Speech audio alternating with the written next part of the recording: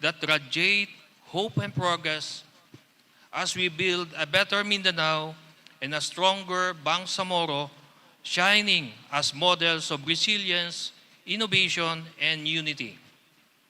Thank you, and may we all have a productive and meaningful discussions. Mabuhay ang BARM, mabuhay ang bagong Pilipinas. And I quote, unquote. Thank you.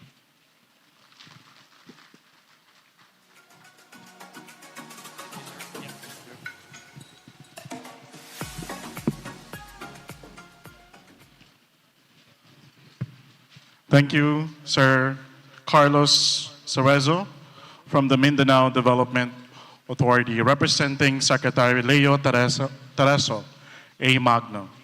At this point, we will hear a welcome message from the City Mayor of the Cotabato City to be given by Mr. Jainuddin Abdillah, the Secretary to the Office of the City Mayor. A round of applause, please.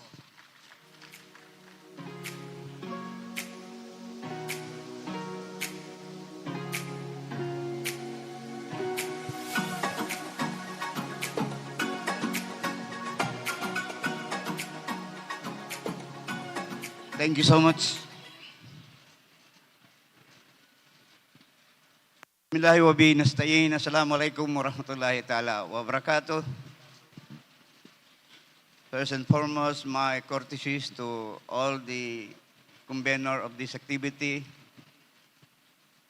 other officials of the BARM who are in attendance, visitors, and other participants. Again, wassalamualaikum warahmatullahi ta'ala wabarakatuh. I'd like to extend apology for the non-appearance of our mayor this morning because yesterday he left for Manila for a very, very important engagement. But before he left, he instructed me to share with you his message. And I quote, Bismillahirrahmanirrahim. Assalamualaikum warahmatullahi ta'ala wabarakatuh. Good morning, everyone. On behalf of the people of Cotabato City, it is my great honor to welcome all of you to the second Bangsamoro Development Policy Research Forum. Allow me to express my gratitude to the Bangsamoro Planning and Development Authority and the Philippine Institute for Development Studies for bringing together leaders, policymakers, academics, and partners for this timely gathering. The theme of this year's forum, Reimagining Governance in the Age of Artificial Intelligence, invite us to reflect on how technology can shape the way we govern, deliver services, and respond to the needs of our citizens. Around the world, AI transforming societies has the potential to strengthen transparency, improve efficiency, and widen access to services. For the Bangsamoro region, this innovation can help us overcome challenges in governance, education, health, and economic development. Cotabato City is proud to host this important event. As the heart of the Bangsamoro, our city has always been a center for dialogue, partnership, and progress. This forum demonstrates our collective commitment to use research, evidence, and innovation as guide for building a better future for our people. I wish to thank our distinguished guests from the government ministries, civil society organization, the private sector, development partners who continue to support the Bangsamoro in its journey of peace and progress. Your presence here today shows that development of our region is a shared responsibility, and it reminds us that governance becomes stronger when it is inclusive and participative. As we begin this forum, let us embrace the opportunity that innovation brings while staying true to the value of justice, compassion, and accountability. May our discussion today lead the concrete strategies that will uplift communities' empowerment, families, and secure a brighter future for the next generations of the Bangsamoro. With that, I welcome you all to Cotabato City and to this year's Bangsamoro Development Policy Research Forum. Thank you so much.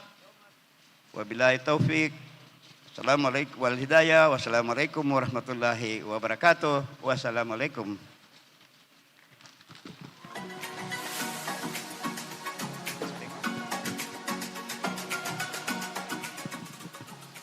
Thank you, sir. Zainuddin Abdillah from the Office of the City Mayor for presenting the message of our beloved Cotabato City Mayor, Honorable Muhammad Ali Bruce A. M. Matabalaw.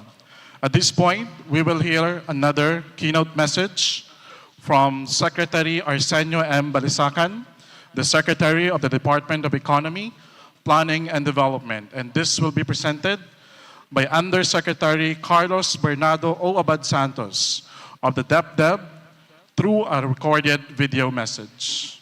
Let's watch this. Thank you to the Bangsamoro Planning and Development Authority and the Philippine Institute for Development Studies for the invitation to speak on this critical topic, reimagining governance in the age of AI. For the Bangsamoro region, AI is not just a technological shift. It is a powerful tool to accelerate the journey towards lasting peace and inclusive development. The Philippines is already part of this global transformation. Our digital economy has grown significantly, and our climb in the Global AI Readiness Index shows we are not just adopting technology, but shaping our future. In this national journey, BARM is a vital partner. We see this partnership in action. Mindanao State University, Marawi uses drones for precision agriculture and environmental monitoring. The Ministry of Agriculture is building a digital backbone for modern farming. The Ministry of Science and Technology supports a globally competitive halal industry through advanced testing. These are strong foundations. The challenge now is to scale them. Our recent policy note on AI identifies 3 key challenges we must address together: inconsistent data practices, a workforce unprepared for AI, and fragmented governance. We can meet these challenges through 3 actions. First, we must build infrastructure for inclusion. Projects like the National Fiber Backbone and the Konektadong Pinoy Act will ensure the digital revolution reaches every corner of the Philippines, including Mindanao. Second, we must invest in our people. The National AI Upskilling Roadmap will prepare our workforce, and we must ensure these opportunities are accessible to the youth of BARM. Third, we must govern with ethics and trust. Innovation must be rooted in cultural sensitivity and social inclusion. The opportunities are clear, and the path is guided by the work already underway in the region. The national government's commitment is to build on this momentum through 5 concrete thrusts. First, there is a commitment to expand inclusive digital infrastructure, ensuring every Filipino, regardless of location, is empowered to participate in an AI-driven economy. Second, the focus is on strengthening human capital by advancing education and reskilling partnerships to prepare our workforce for the jobs of the future. Third, the thrust is to enhance governance frameworks that are rooted in ethics, trust, and a deep respect for unique cultural contexts. Fourth, We are committed to fostering deeper collaboration across national agencies, the Bangsamoro government, academia, and the private sector to ensure a unified approach. And finally, the guiding principle is to govern with foresight and equity, ensuring that the application of AI narrows social and economic divides instead of deepening them. The age of AI is about enriching humanity. It is about combining human and artificial intelligence to build a future of peace and prosperity for every Filipino. Let our conversations here today lead to the policies for that brighter future. Thank you and mabuhay.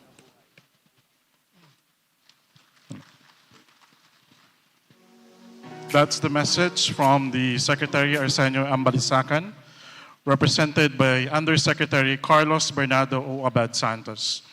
Before we proceed, I would just want to try something. When I say AI, pwede po ba tayong reply ng good governance? And when I say good governance, can you reply AI? Okay lang po ba yun? Okay, let's try this. AI? Good governance? AI?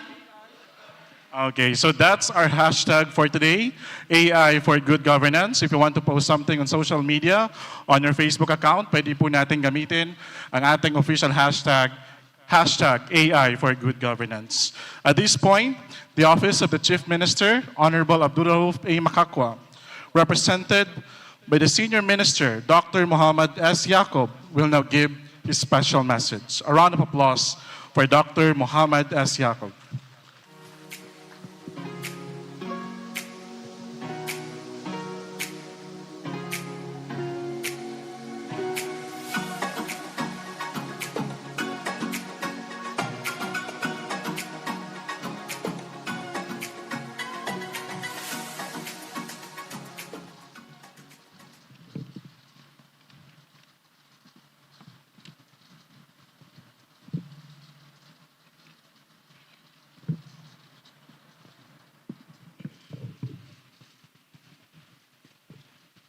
شكرا. بسم الله الرحمن الرحيم.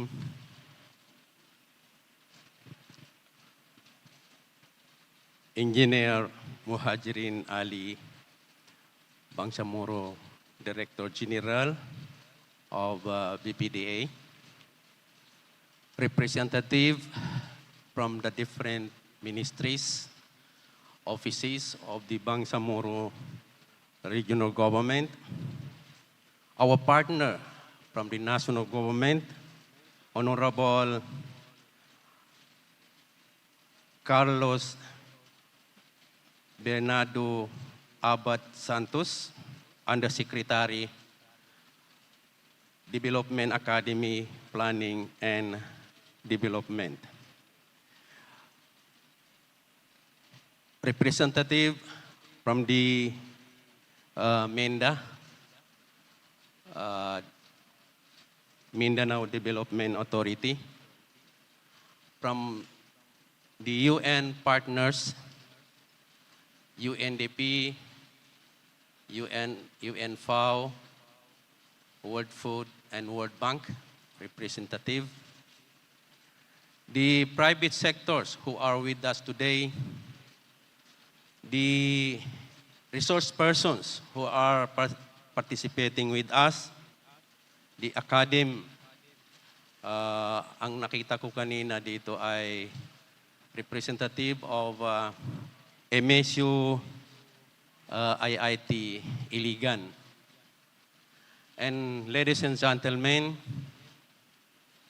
I am here representing our beloved Interim Chief Minister Abdulrauf Makakwa. He is very supportive and he is extending salam to all of you. And now, allow me to read his message. Assalamu alaikum wa rahmatullahi wa barakatuh.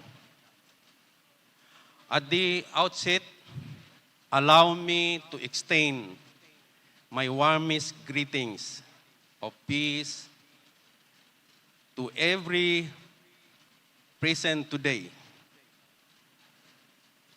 I commend the Bangsamoro Planning and Development Authority, BPDA, and the Philippine Institute for Development Studies, PIDS, for their partnership in bringing this important national convention to the regional level through the second Bangsamoro Development Policy Research Forum held in line with the 23rd Development Policy Research Month.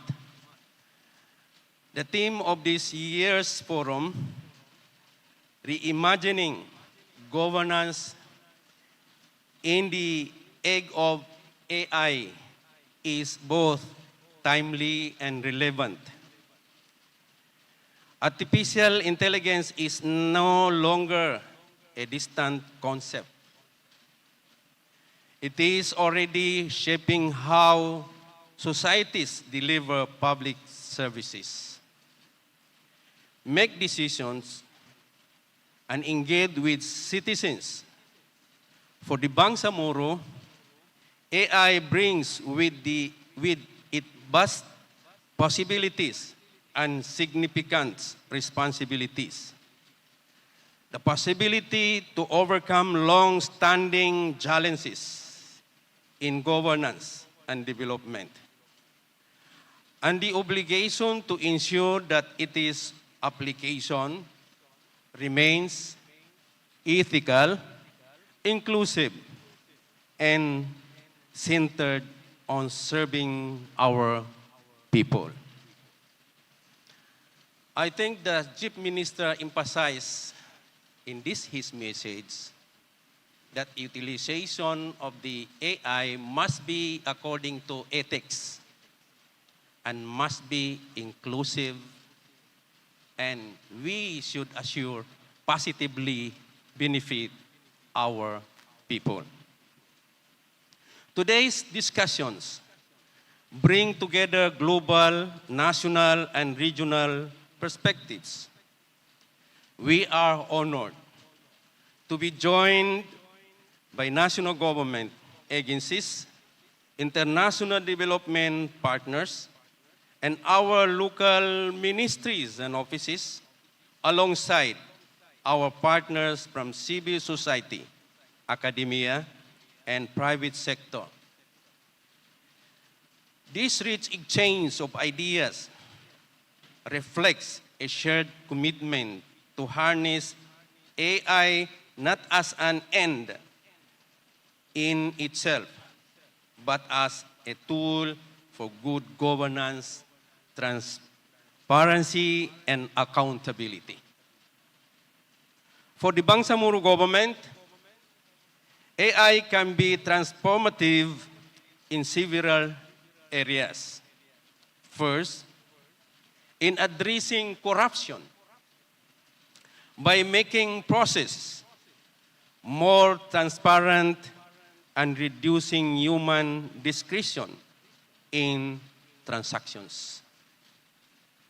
Second, in advancing energy transition and access, where AI can optimize resources management and help us plan for a more sustainable future. Third, in responding to the needs of an aging population, and improving social protection. Hindi naman sinasabi yata ni Chief Minister yung mga matatanda wala ng capability. But kahit hindi naman matanda, kailangan pa rin ng support. And that AI will be addressing and supporting, helping us.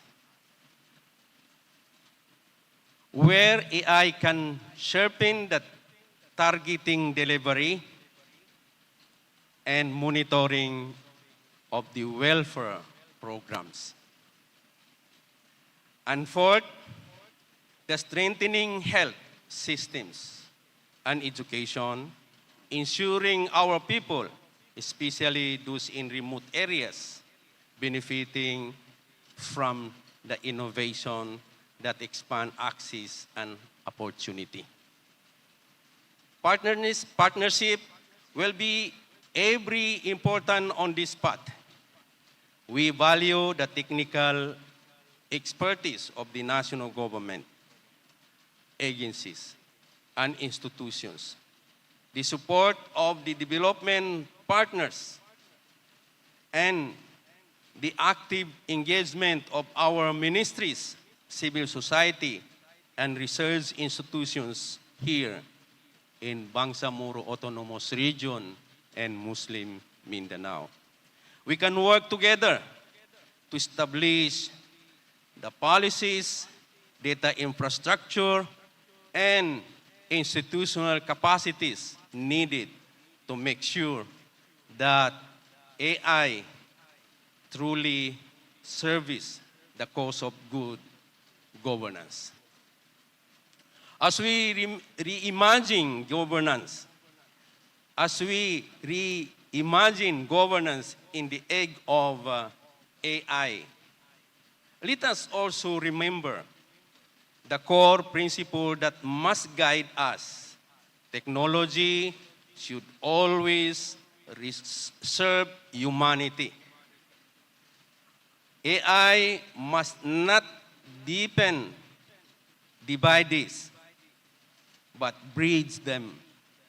It must not exclude, but include. It must not replace compassion, but enhance it.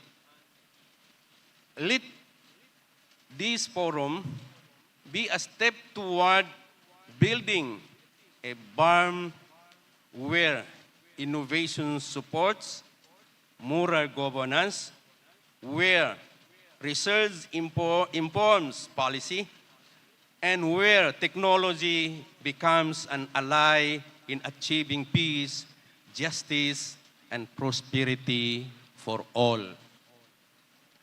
On behalf of the Bangsamoro government, I thank all the organizers, speakers, and participants.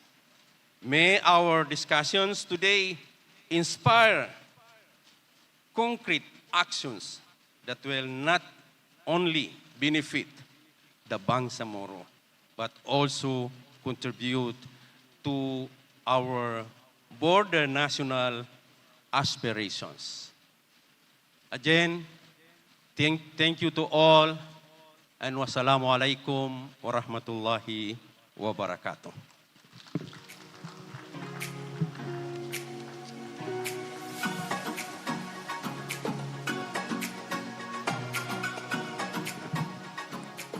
That's our Senior Minister, Dr. Mohammad S. Yaqub, representing our Interim Chief Minister, Honorable Abdulrahuf A. Makakwa.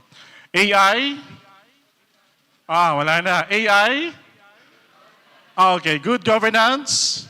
Okay, meron po tayong flowing coffee dito sa aking right side. If you wish to have a coffee, pwede po tayong pumunta para po we can still stay active, no, during this entire day activity. At this point, we will hear another special message from the President of the Philippine Institute for Development Studies, Dr. Philip Arnold Randy P. Tuanyo. Rounds of applause, please, for Dr. Tuanyo.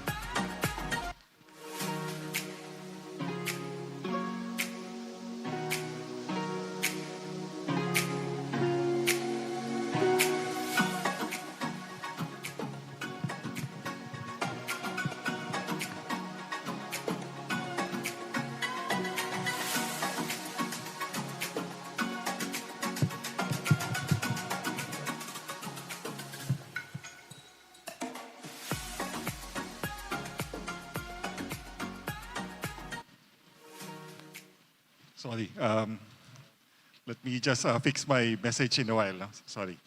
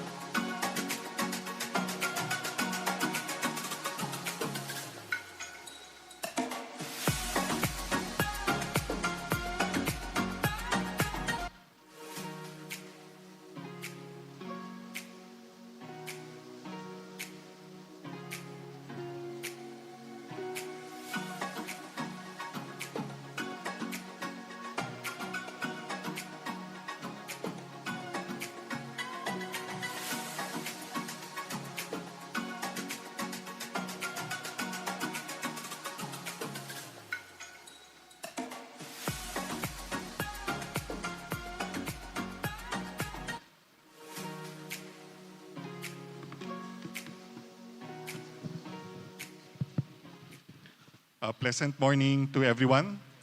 On behalf of the Philippine Institute for Development Studies, I am honored to join you at the second Bangsamoro Development Policy Research Forum. Allow me to thank Bangsamoro Planning and Development Authority, our national government colleagues, our partners from the academe, civil society, development organizations, the private sector, for coming together on the theme, Reimagining Governance in the Age of AI. This forum is part of the activities of the PIDS for the Development Policy Research Month, or DPRM, this September, which likewise carries the same theme. Artificial intelligence is no longer a distant concept. Across the globe, it is being used to improve service delivery, strengthen financial oversight, detect corruption risks, and forecast social and health needs. For the Bangsamoro Autonomous Region in Muslim Mindanao, AI offers the potential to make governance more transparent, efficient, and responsive. At the same time, it compels us to ask, how do we ensure that technology benefits all citizens fairly and that it strengthens rather than undermines accountability? At PIDS, our research consistently highlights that digital innovations must be paired with strong institutions, adequate infrastructure, and citizen trust. For instance, our studies on digital governance and ICT use in local governments show that e-platforms can reduce transaction costs, curb leakages in service delivery. However, adoption remains weakest in rural and conflict-affected areas, including parts of the BARM, reminding us that the digital divide must be addressed if AI is to serve as a genuine tool for inclusion. Let me share some realities. Poverty incidence in the BARM fell from 23.5% in 2023, a remarkable improvement from 52.6% in 2018. This is progress worth celebrating. At the same time, digital access remains limited. Only about 27.7% of households in BARM have internet connectivity, far below the national average of 48.8%. Without bridging this gap, many families risk being excluded from the benefits of AI and digital governance. Still, BARM has a remarkable strength, its people. The region is the youngest in the country with a median age of just 21 years old. This youth dividend, if supported by investments in education and digital skills, can become a powerful engine for innovation. Colleagues and friends, what all these findings tells us that technology alone will not solve our governance challenges. AI must be embedded in systems that are ethical, inclusive, and evidence-based. It is not the algorithms themselves that deliver better governance, but the choices we make in designing policies, regulations, and institutions around them. It is in the spirit of using evidence and sound research to guide better policymaking that we observe the DPRM, which PIDS has been leading every September since 2002. Just last week, we held our flagship annual Public Policy Conference, or APPC, where discussions centered on how artificial intelligence can help address energy challenges, strengthen the fight against corruption, and support the governance of aging societies. The conference highlighted not only the vast opportunities of AI, but also the risks it poses, underscoring the importance of ensuring that technological adoption is ethical, inclusive, and citizen-centered. The APPC, together with other activities organized today by various agencies and offices, and also in the coming weeks, reflects our continuing commitment to advance a culture of evidence-based policymaking in the country, where decisions are guided not by the short-term gains, but by solid research and a long-term vision of shared prosperity. As we look into the future, let us remember AI should not replace human judgment, but strengthen it. It should not serve only those who are connected, but reach also those in the margins. If we succeed, AI can be a force not only for efficiency, but for fairness, justice, and shared prosperity. So at this point, I'd like to thank also our special guests and also our partners in this forum. I'd like to thank also Engineer Mohajeddin T. Ali, Bangsamoro Director General of the Bangsamoro Planning and Development Authority, Honorable Muhammad Yaqub, our Senior Minister, Bangsamoro Autonomous Region in Luzon, Mindanao, Yusek Carlos Bernardo Abad Santos, Yusek of DepDev, also Mr. Romel Patrick Tanghal, the Assistant Regional Director, also of DepDev. Of course, Honorable Mayor Muhammad Ali Bruce Barbalaw, represented here by Mr. Jainuddin Abdillah, Office of the City Mayor, also Mr. Carlos Cerezo of the Minda, and everyone who are participating here, our fellow government agency workers, development partners, representatives of civil society, the academe, and also our national international development partners. I thank all of you in the BPDA, our partners in BARM, and all of you have joined us today. May our collective efforts help ensure that the age of AI becomes an age of inclusion, empowerment, and good governance. Maraming salamat, mabuhay ang BARM, mabuhay tayong lahat.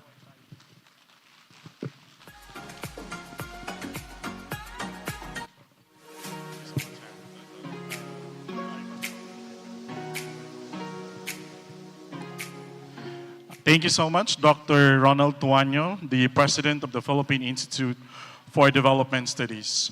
At this point, help us give this plaque of appreciation to the Honorable Mayor of the Cotabato City, Honorable Muhammad Bruce D. Matabalaw, in sincere appreciation of his invaluable support during the second Bangsamoro Development Policy Research Forum with the team Reimagining Governance in the Age of AI, held on September 25, 2025 at KCC Mall of Cotabato, Cotabato City, given this 25th day of September 2025 in Cotabato City, signed by the Bangsamoro Director General, Engineer Mohajeddin T. Ali, MNSA, of the BPDA BARM. May I invite the Bangsamoro Director General, Engineer Mohajeddin Ali, to please come forward and give this plaque of appreciation, as well as the President of the Philippine Institute for Development Studies, Dr. Tuanyo. The awardee, the plaque of appreciation is to be received by Sir Abdillah, the representative from the Secretary to the Office of the City Mayor. Rounds of applause, please.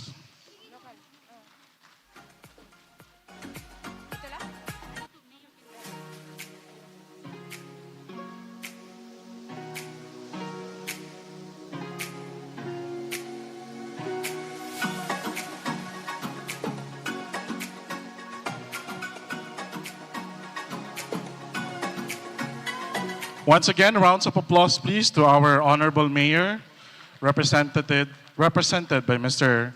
Abdillah. This activity, our activity for today is, as mentioned by Dr. Tuanyo, is in celebration of the Development Policy Research Month. We celebrate every month of September.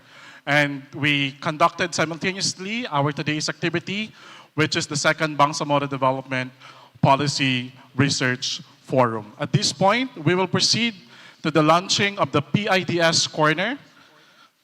And to know more about the PIDS Corner,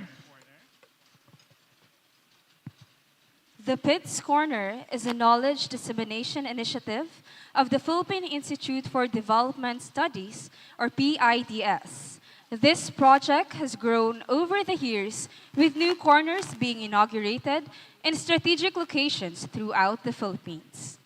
The Bangsamoro Planning and Development Authority is the primary socio-economic development planning and policy coordinating agency of the Bangsamoro Autonomous Region in Muslim Mindanao.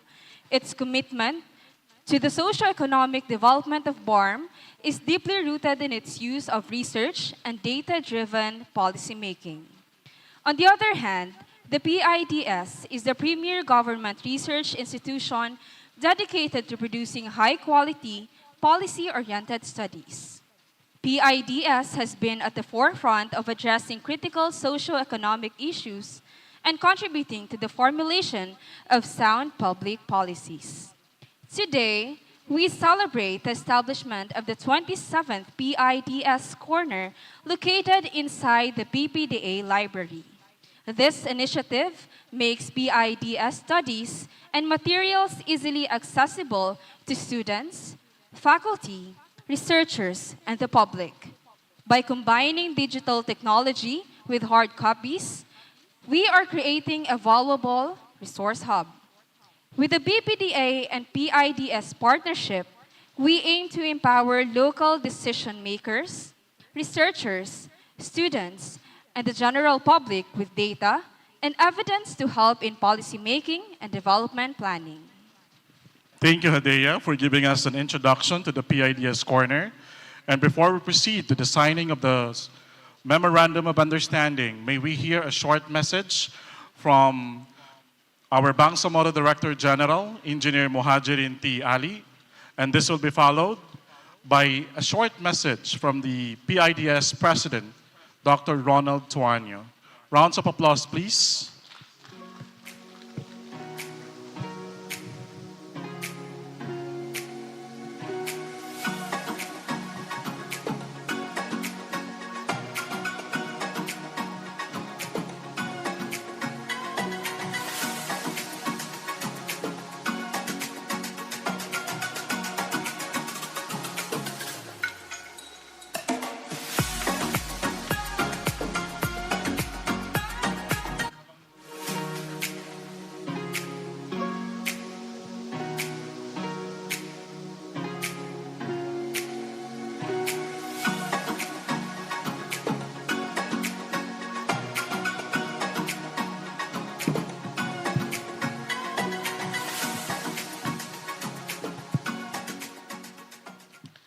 Bismillahirrahmanirrahim. Assalamualaikum warahmatullahi ta'ala wabarakatuh. On behalf of the Bangsamoro Planning and Development Authority, BPDA, I extend our heartfelt gratitude for this very important partnership with the Philippine Institute for Development Studies, PIDS. The signing of this Memorandum of Understanding MOU and the establishment of the PIDS Corner in BARM represent a crucial milestone in the effort to increase the accessibility of high-quality research to the region. It stands as a clear expression of our shared commitment to strengthen evidence-based policy making in the Bangsamoro. We will be better prepared to develop programs that are responsive to the genuine needs and aspirations of the Bangsamoro people by having access to the extensive research, studies, and policy resources of PIDS. Through this collaboration, we also reaffirm the importance of partnership, knowledge sharing, and collective effort. The PIDS Corner will serve as both a research repository and a forum for dialogue, exchange, and innovation, contributing to the development of inclusive and sustainable and impactful regional policies. We are deeply grateful to PIDS for recognizing the importance of bringing its resources closer to the Bangsamoro. Rest assured, BPDA is committed to maximizing this collaboration and nurturing the PIDS Corner into a dynamic hub of learning and policy discourse. Once again, our sincere gratitude for this partnership and for the opportunity to work hand in hand in advancing knowledge for the development of the Bangsamoro. Maraming salamat po. Assalamualaikum warahmatullahi ta'ala wabarakatuh.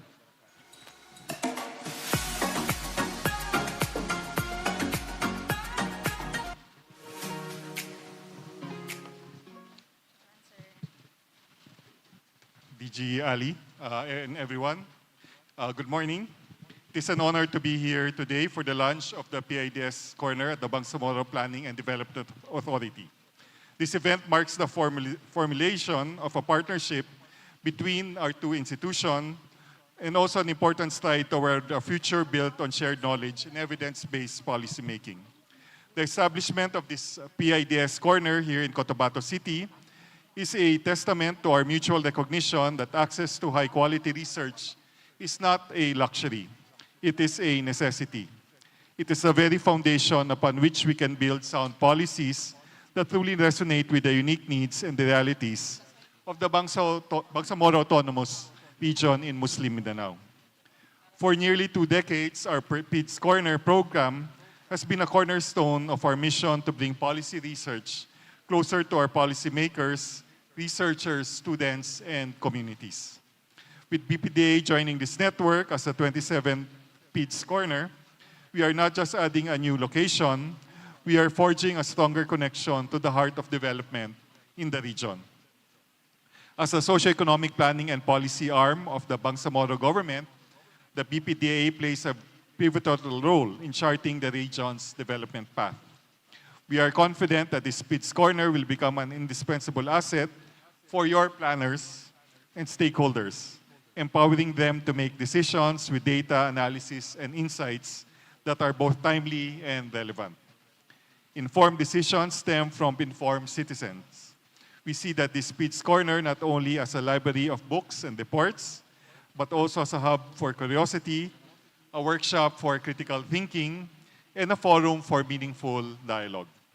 It is a place where ideas can flourish and where collective wisdom can guide us to a more prosperous future. To our partners at BPDA, thank you for your vision and commitment to this initiative. Your partnership is invaluable. We at the Philippine Institute for Development Studies are proud to stand with you in promoting knowledge sharing and sustainable inclusive development in BARM. We look forward to continuing this collaboration to what we can achieve together in the years ahead.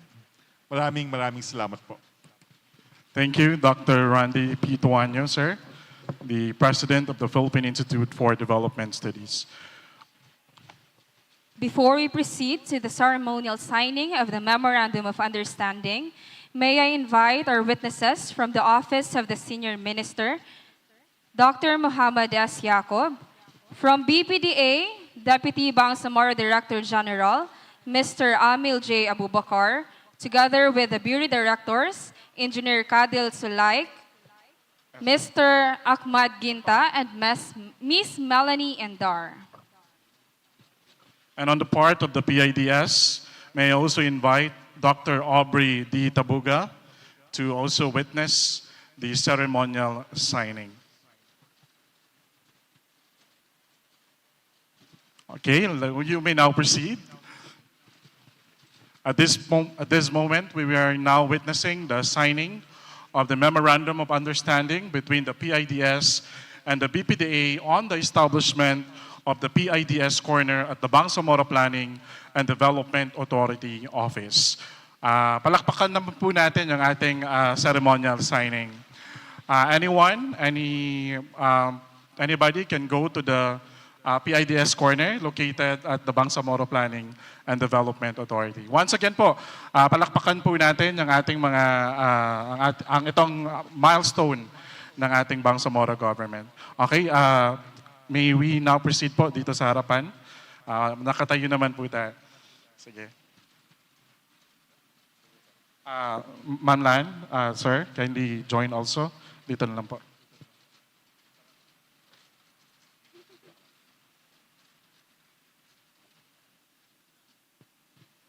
Once again po, rounds of applause for this momentous event on the Bangsamoro government.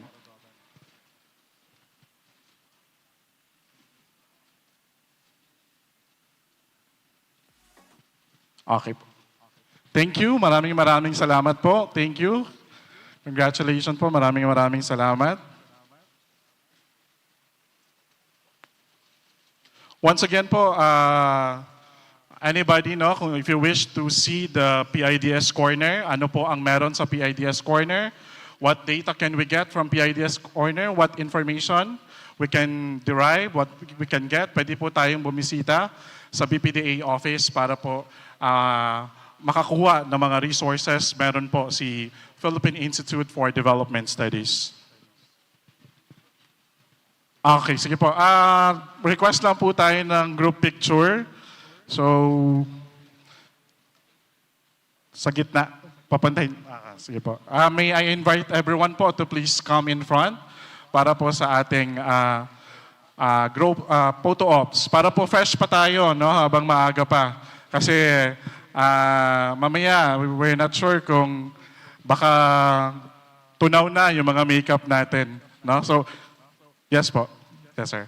So, may I invite everyone to please, tayo na lang po tayo. Tayo na lang po tayo. Sige, punta na lang po dito sa gitna. Punta na lang po tayo dito sa gitna for a group picture.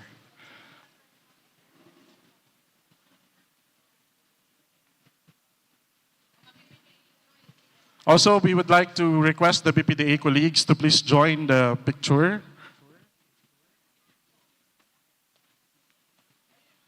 Yung mga tao po sa booth, baka po pwedeng you can also join para po you're part of this momentous event.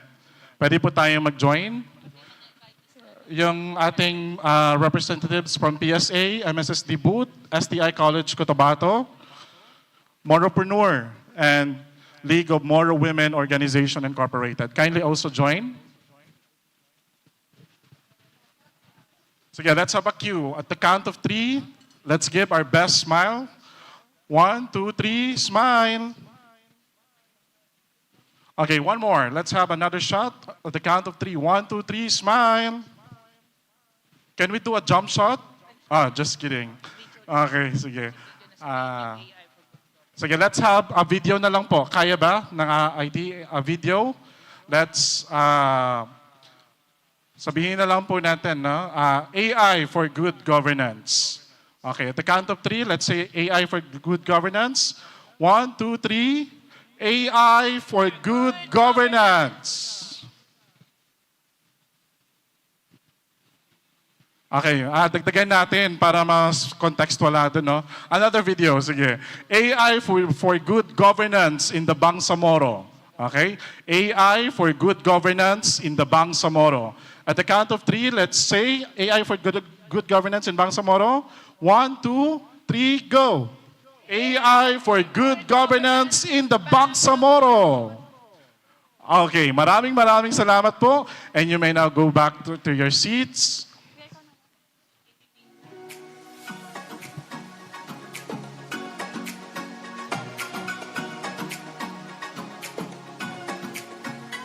Okay, maraming salamat po for your active participation. No?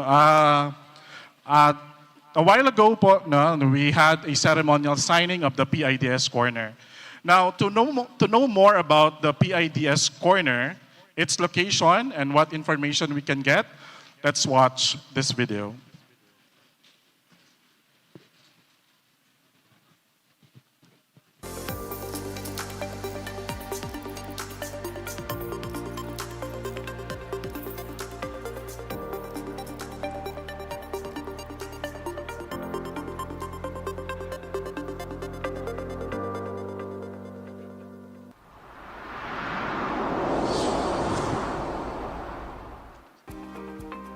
Welcome to your guide in locating the newly established Recording in progress.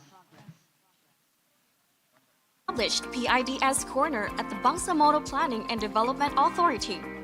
Through our partnership with the Philippine Institute for Development Studies, we've created an accessible hub for socio-economic research right here in the BARM Government Complex. Located within the BARM Government Complex, the BPDA building is easily accessible to researchers, students, and the public. Simply present a valid ID at the main entrance and our security will assist you in reaching the BPDA premises. Upon entering the BPDA building, you'll find our friendly reception staff ready to direct you to the PIDS Corner. Follow the clearly marked signs leading to our library and knowledge center.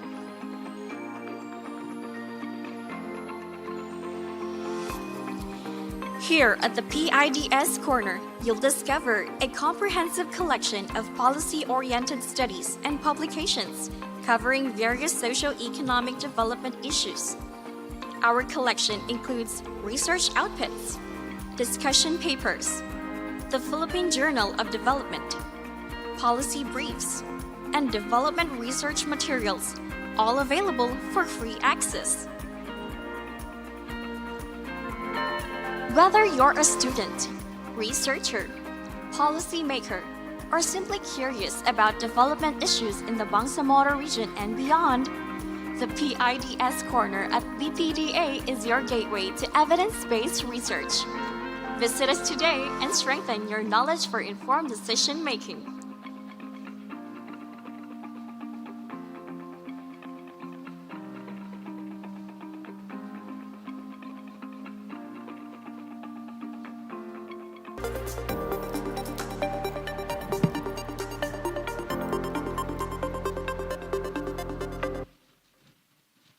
Okay, that's the PIDS Corner po, located at the Bangsamoro Planning and Development Authority Office.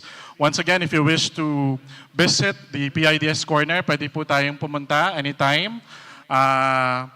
Meron po tayong designated librarian doon, no? So, hindi po tayo po pwedeng matulog doon. Baka may pupunta doon para matulog, no? So, pwede po tayong pumunta doon anytime. Pwede tayong pumunta sa BPDA office para po to also get informed about the development plans, development policies, ano po ba ang meron si Bangsamoro government. Ano po ba yung mga plano, ano po ba yung mga programa na meron si Bangsamoro government as well as the national government. We can all get that po sa ating PIDS Corner.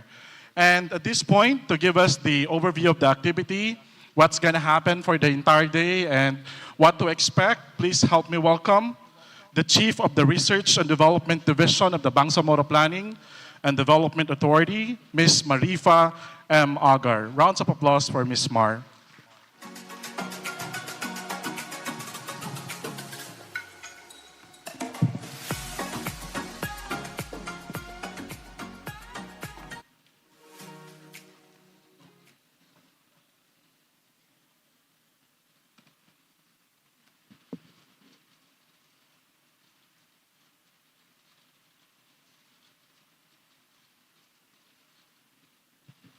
Good morning, everyone. Assalamualaikum warahmatullahi ta'ala wabarakatuh.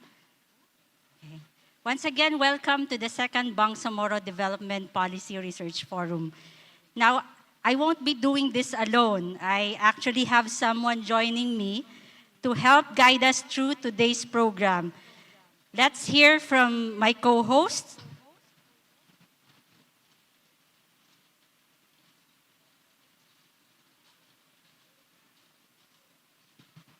Sana po maayos yung internet because this goes to show na talagang kailangan pa din ng tao para to operate this kahit artificial intelligence na.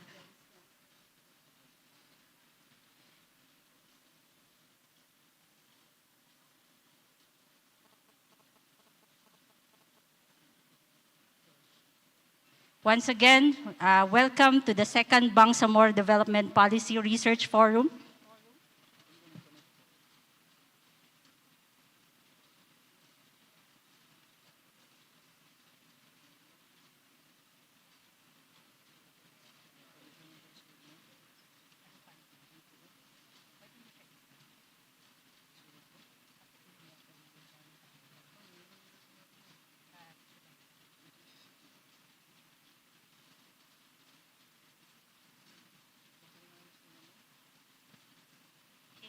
It looks like we have an internet problem.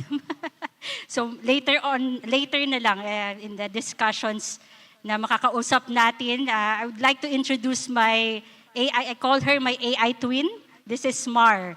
Sayang, meron pa naman siyang surprise na gustong ibahagi sa atin ngayon. But anyway, for the flow of the panel discussions, okay, so here's what we have lined up for today.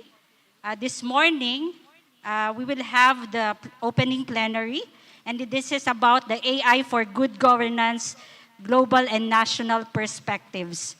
We'll hear presentations from our esteemed representatives coming from the national government. and also from our international development partners. After lunch, we will start by 1 p.m.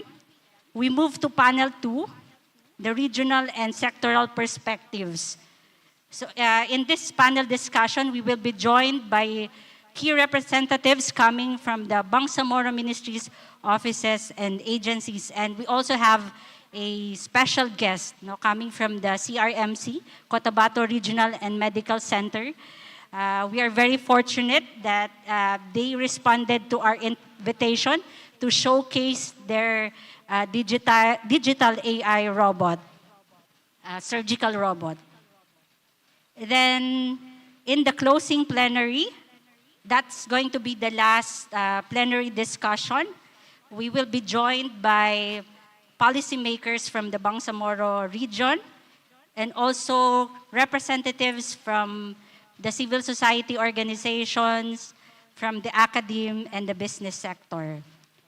Finally, we'll end with the closing program, and we hope everyone can stay and join us for the networking dinner.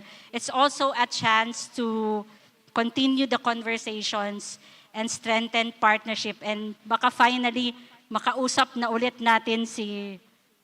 No, let's give it a try. Kasi sayang naman yung ating... Okay.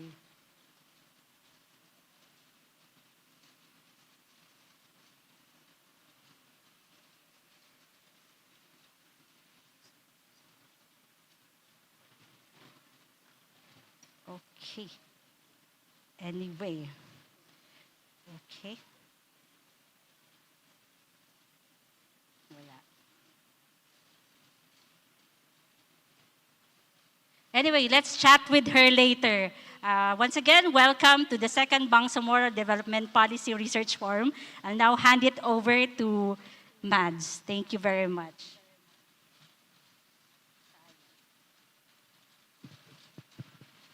Thank you, Ma'am Mar. Rounds of applause, please, for Ma'am Marifa M. Agar. So sayang, no, hindi natin na-play yung presentation ni Ma'am Marifa. We can actually see, no, how the AI interacts with human simultaneously, no. Maganda sana 'yon kasi we'll just direct the AI and then the AI will respond. But hopefully we can have it in the afternoon, inshallah. So that's as presented by Ma'am Marifa. Now we'll be expecting plenary discussions. We have invited speakers from the different BMOAs and our partners. So later on po, pwede tayo magtanong sa kanila ng mga trends, pwede tayo magtanong sa kanila ng mga updates on the artificial intelligence because these are very credible people where you can get first-hand information. Now to present the first topic, no, for the first plenary, entitled AI for Good Governance, we will be dwelling with the global and national perspective.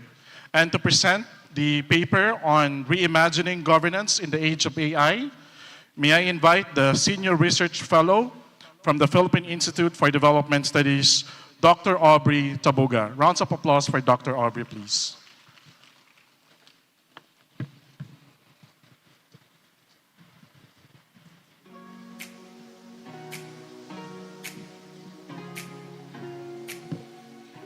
Magandang umaga po. Let me just start by thanking our partner, BPDA, for warmly welcoming us here. It's my first time in BARM and I'm very pleased to be here.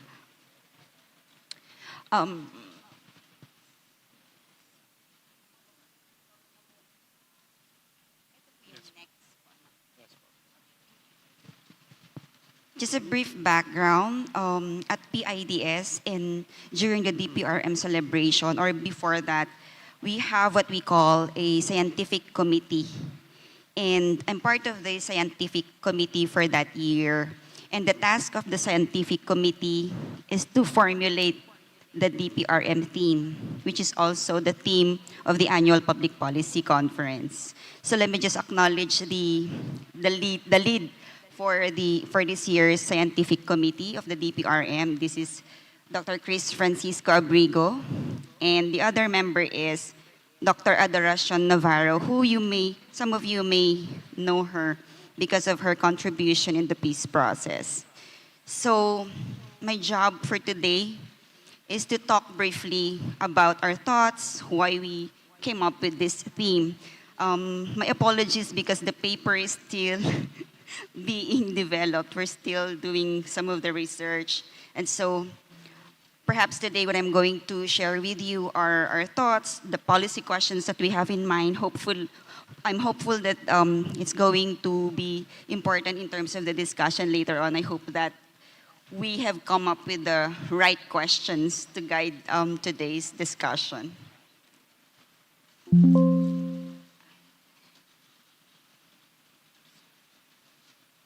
Okay, so just a background. The intelligent age is transforming everything, everywhere, all at once. And since the release of the ChatGPT in 2022, many new products and solutions have followed. In fact, this has really exploded in terms of the number of applications using AI. So it has transformed numerous industries, government agencies, and personal aspects of our modern life. The benefits of AI is that it's boosting efficiency like never before. It's driving innovation, and it's solving complex problems. So a lot of our everyday tools rely on AI to work smarter and faster.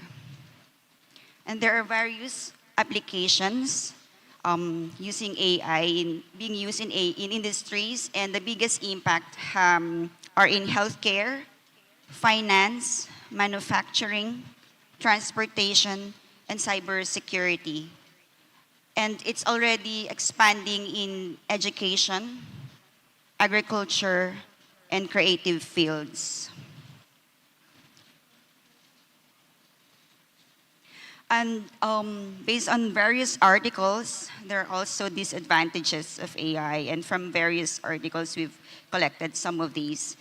I think the most important ones that have been flagged are the job losses or the cuts in terms of entry level. So some people are saying that, there are not many significant job losses. I think the job losses that were reported are in the tech industry.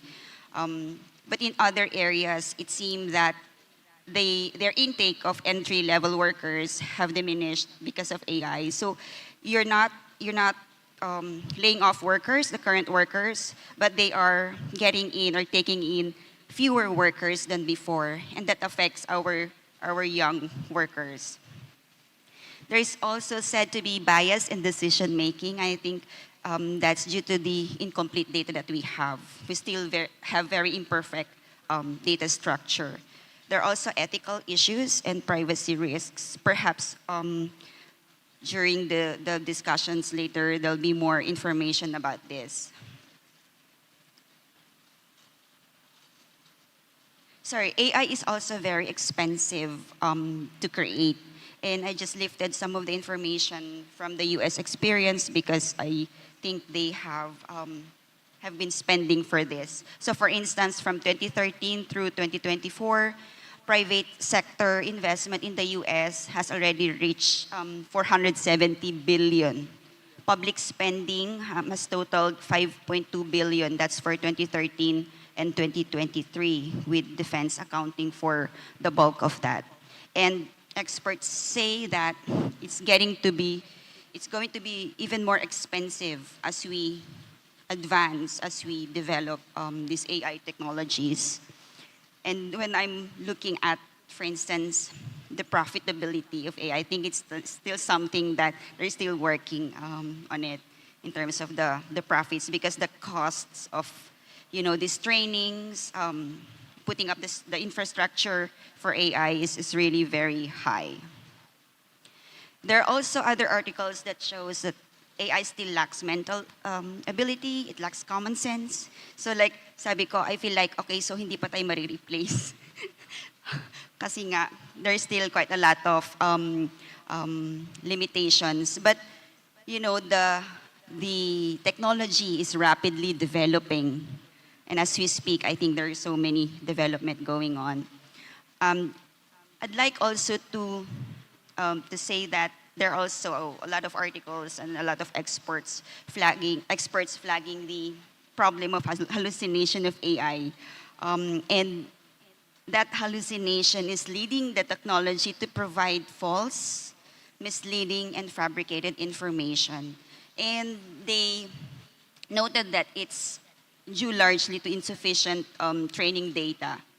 Because what the AI does, what I've read about it, is that if there are missing data, it tends to do statistical prediction rather than like tayo humans, we try to verify data. But what it does, it's statistical prediction siya. So this is common, is said to be common in generative AI. And experts say that this hallucination gets worse as the technology becomes more advanced. Hopefully, we will find a solution to this very soon. And apart from the limitations of the technology, of course, there's the user. There's the half of it, or if you want, 70% of it.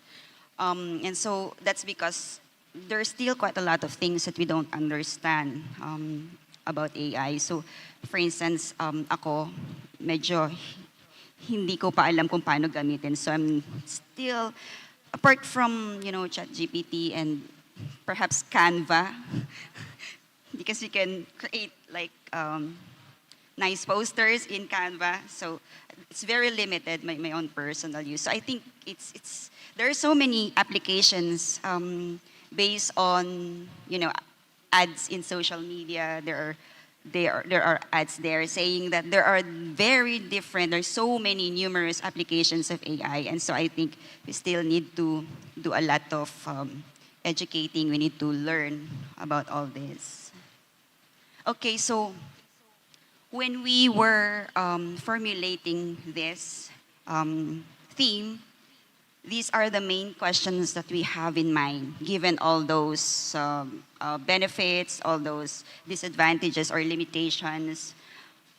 Number one is that how can we maximize the benefits and minimize the risks and disadvantages of AI? We ask this every time that there is like a new technology that's coming out.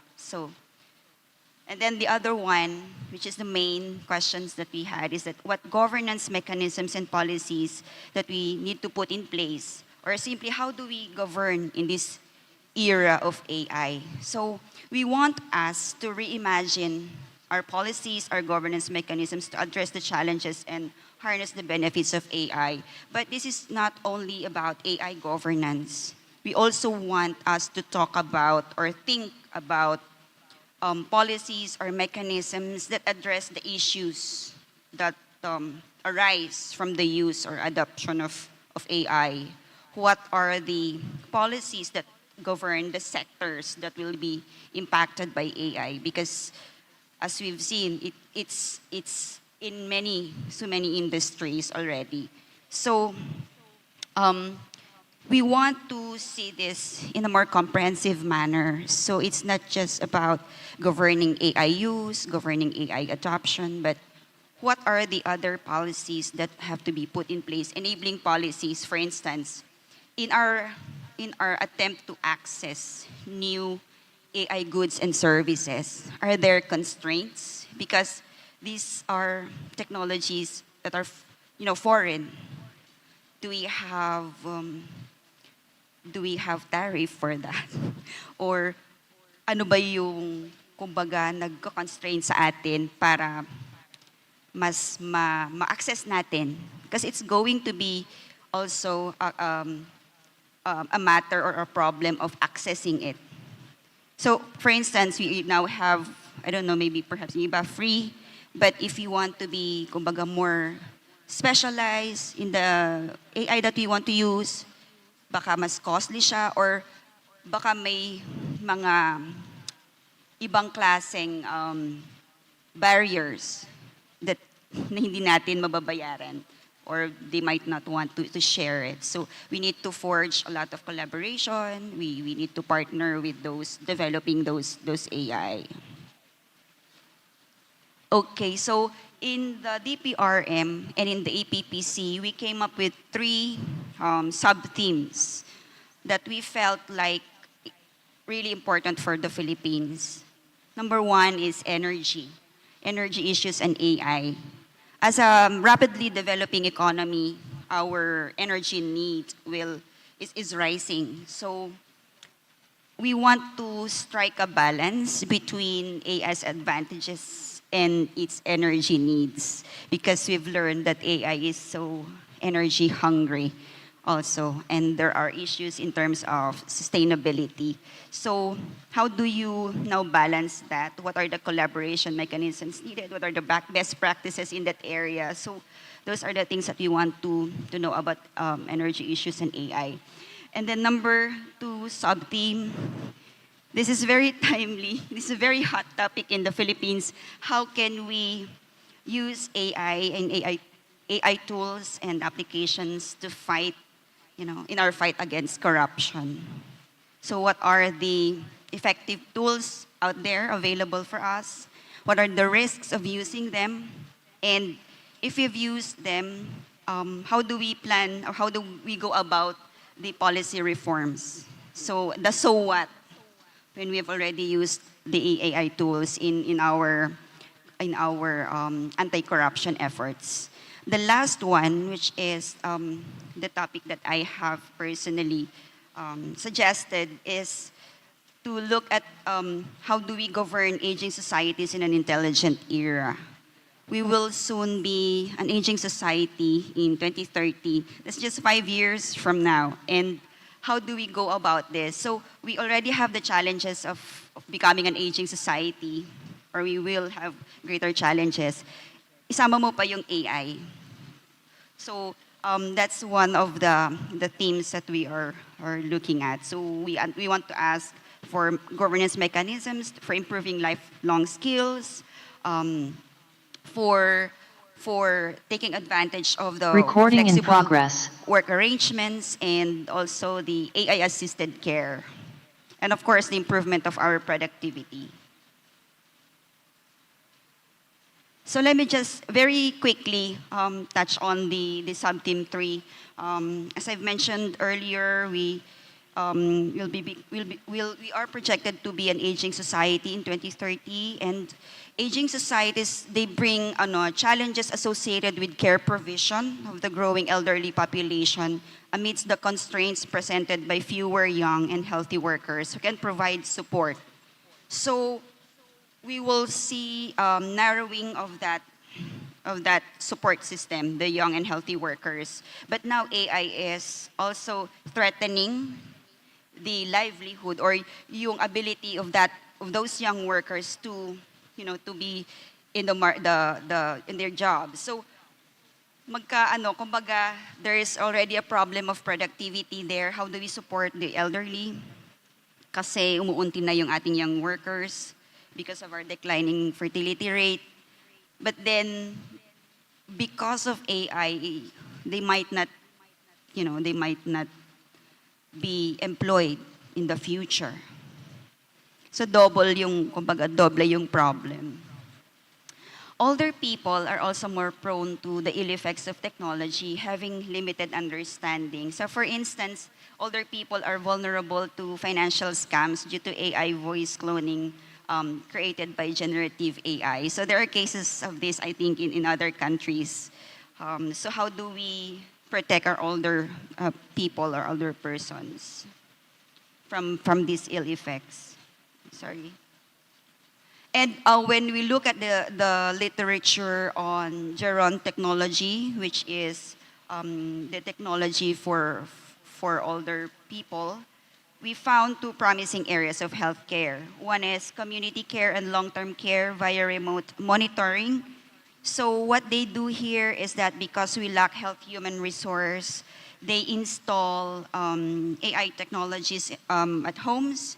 And these technologies, they detect, they measure health indicators, they detect unusual movements that can give some ideas on what's happening to our elderly folks. The other area is in the area of drug development related to aging. So it's making that drug development process more efficient. Kasi ang problema po natin ngayon ay yung matagal yung drug development process. Okay, so we simply want to ask, what is the regulatory framework that facilitates improvement of understanding and adoption of reliable AI solution? What policies to implement so that as many older people as possible can benefit from AI? What are the guardrails that we need to install so that we ensure ethical, responsible, and relevant use of AI? What about our policies on lifelong learning, on enhancing productivity in an aging world, ensuring inclusion of all segments? So we just lifted some recommendations. I think this will also be discussed later on in the panel discussion. So very quickly, we need to come up with our AI governance frameworks. As mentioned earlier, meron na pala tayong national strategy. So yeah, time's up. Sorry, but I look forward to a very fruitful discussion in the panel. Thank you so much.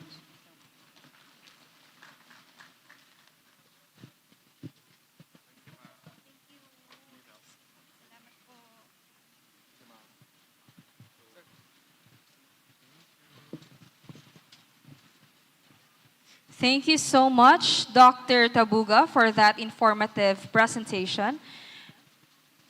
Moving forward, let us welcome Mr. Romel Patrick E. Tanghal, Assistant Regional Director of the Department of Planning, Economy, and Development, DepDev Regional Office 12, to present to us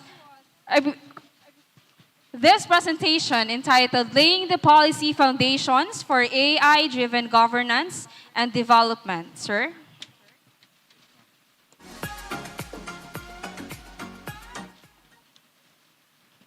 Good morning, everyone. My courtesies to Dr. Philip Arnold Tuanyo of PIDS, sir, President.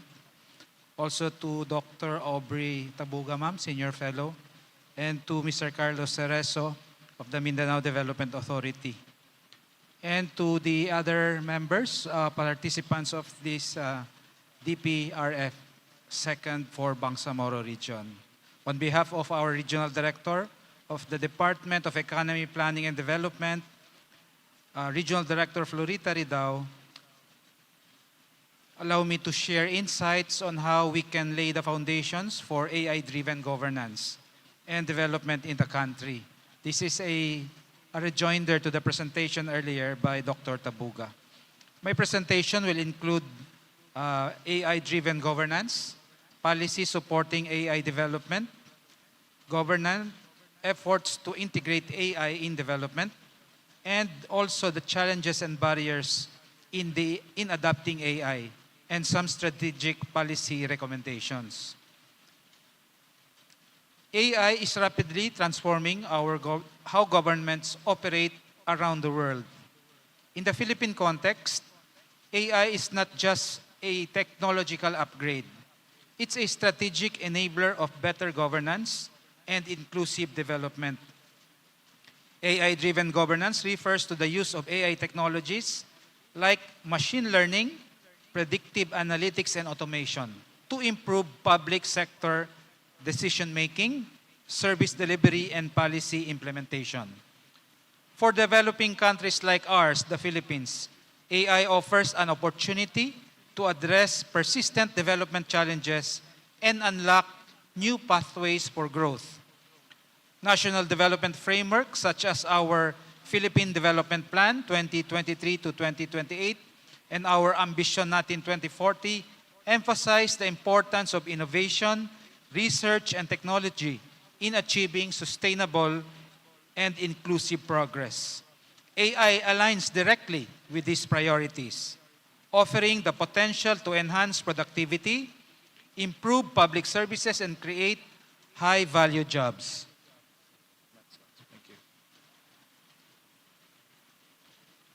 And also, nonetheless, realizing the benefits of AI requires overcoming structural barriers, such as underdeveloped infrastructure, gaps in technical expertise, and a fragmented governance framework.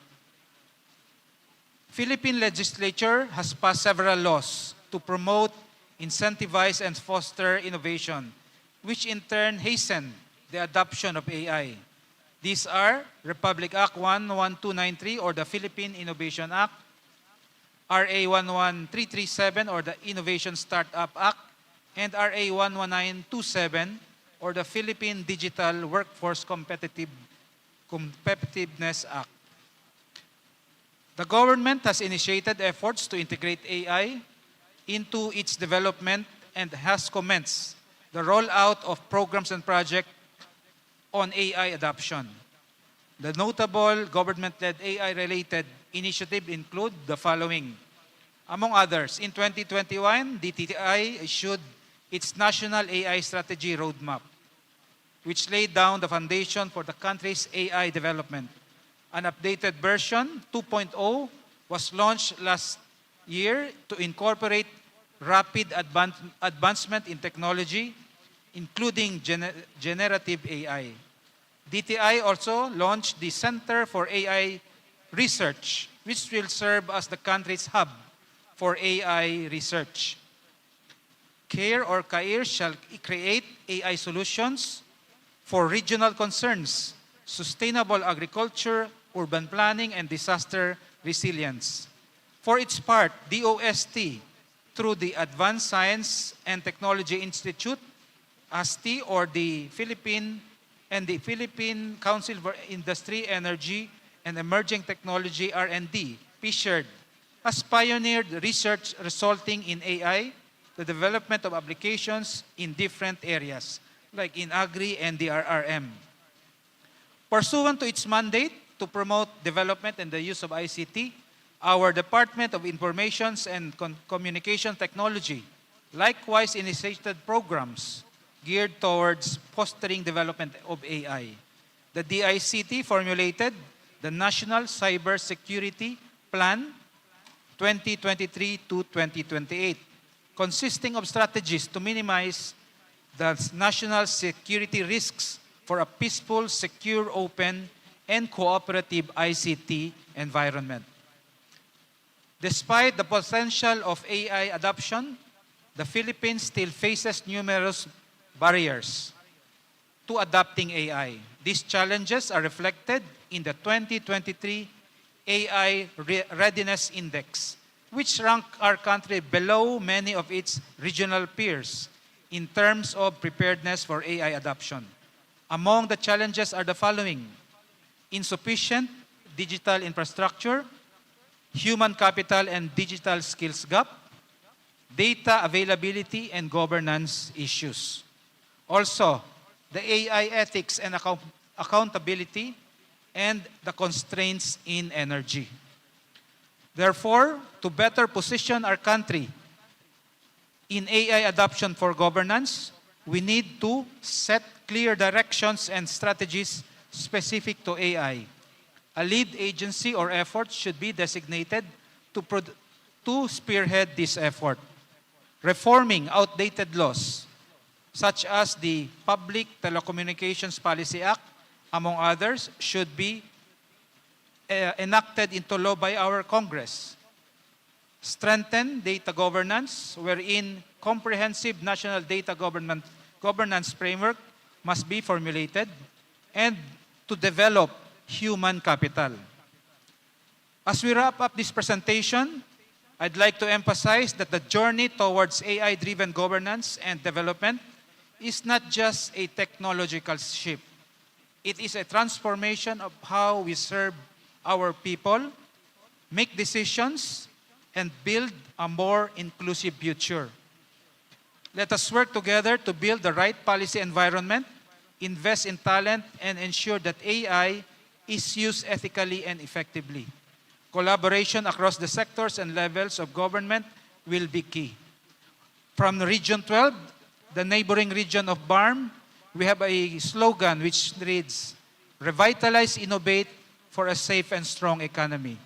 Thank you very much for BARM for inviting us here, including to PIDS. Rise, 𝐶, rise, BARM. Thank you very much and good morning.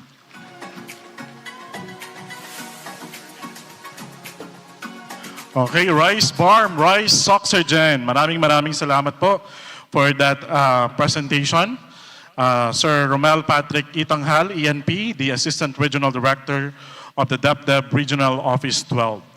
At this point po, with the two presentations po that we had, I hope na these were clear presentations, and if you have questions, kindly reserve that for a moment, because I will be now calling our moderator to facilitate the discussion on the first plenary. Our moderator for the plenary one is the consultant from the Independent Social Development, Ms. Rufa Kagoko-Gyam, retired as a full Professor 3 from the College of Social Sciences and Humanities of the Mindanao State University, General Santos City in December 2016. Trained in cultural anthropology, political science, and English literature in both her undergraduate and graduate courses. Ms. Rufa has been an educator, learning facilitator, researcher, community justice and peace animator, and a part-time journalist. A multifaceted career that spans more than 4 decades of her professional life that continues up to this day.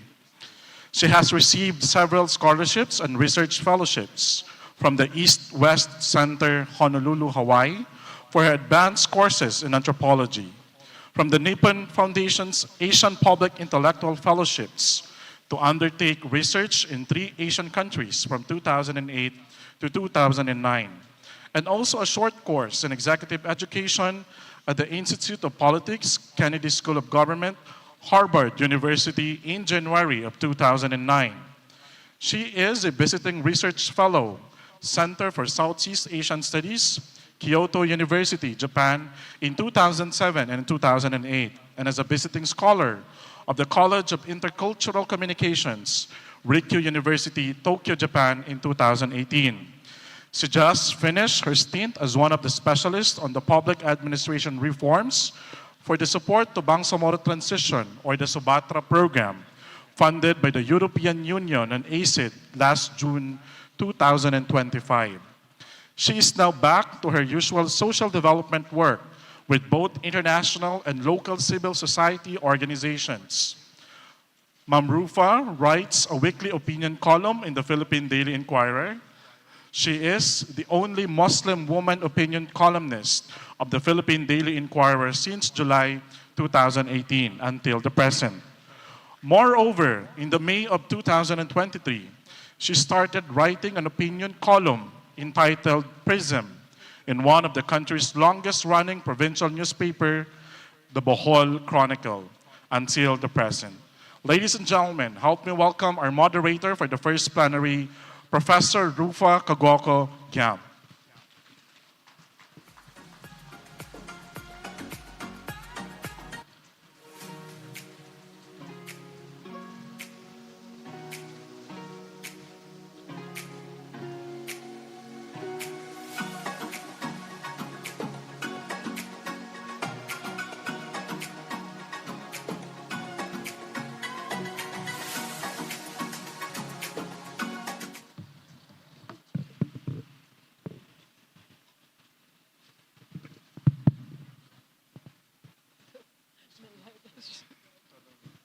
Assalamualaikum warahmatullahi wabarakatuh. Good morning to everyone, and my courtesies to all the regional, national, and local officials who are present here. In the interest of saving time, I can't mention each one of you, sorry. But I'd like to emphasize that because we have limited time, we're going to make some quick changes in our first panel for today. So instead of giving each one a 10-minute presentation, we will reduce it to 5. Otherwise, we will not end today's forum at 6 o'clock p.m. today.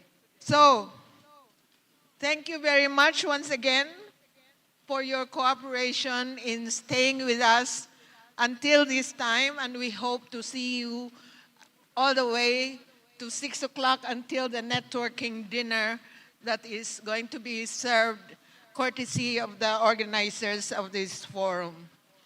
Okay, so may I call on the presenters, including both Dr. Taboga and Ms. Engineer Tanghal, to the stage, please.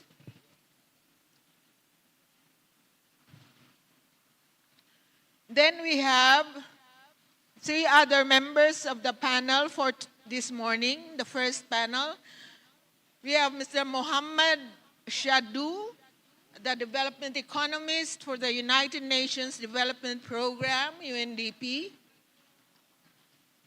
A round of applause, please. We have Ms. Alec Turalba, a research associate of the Innovations for Poverty Action.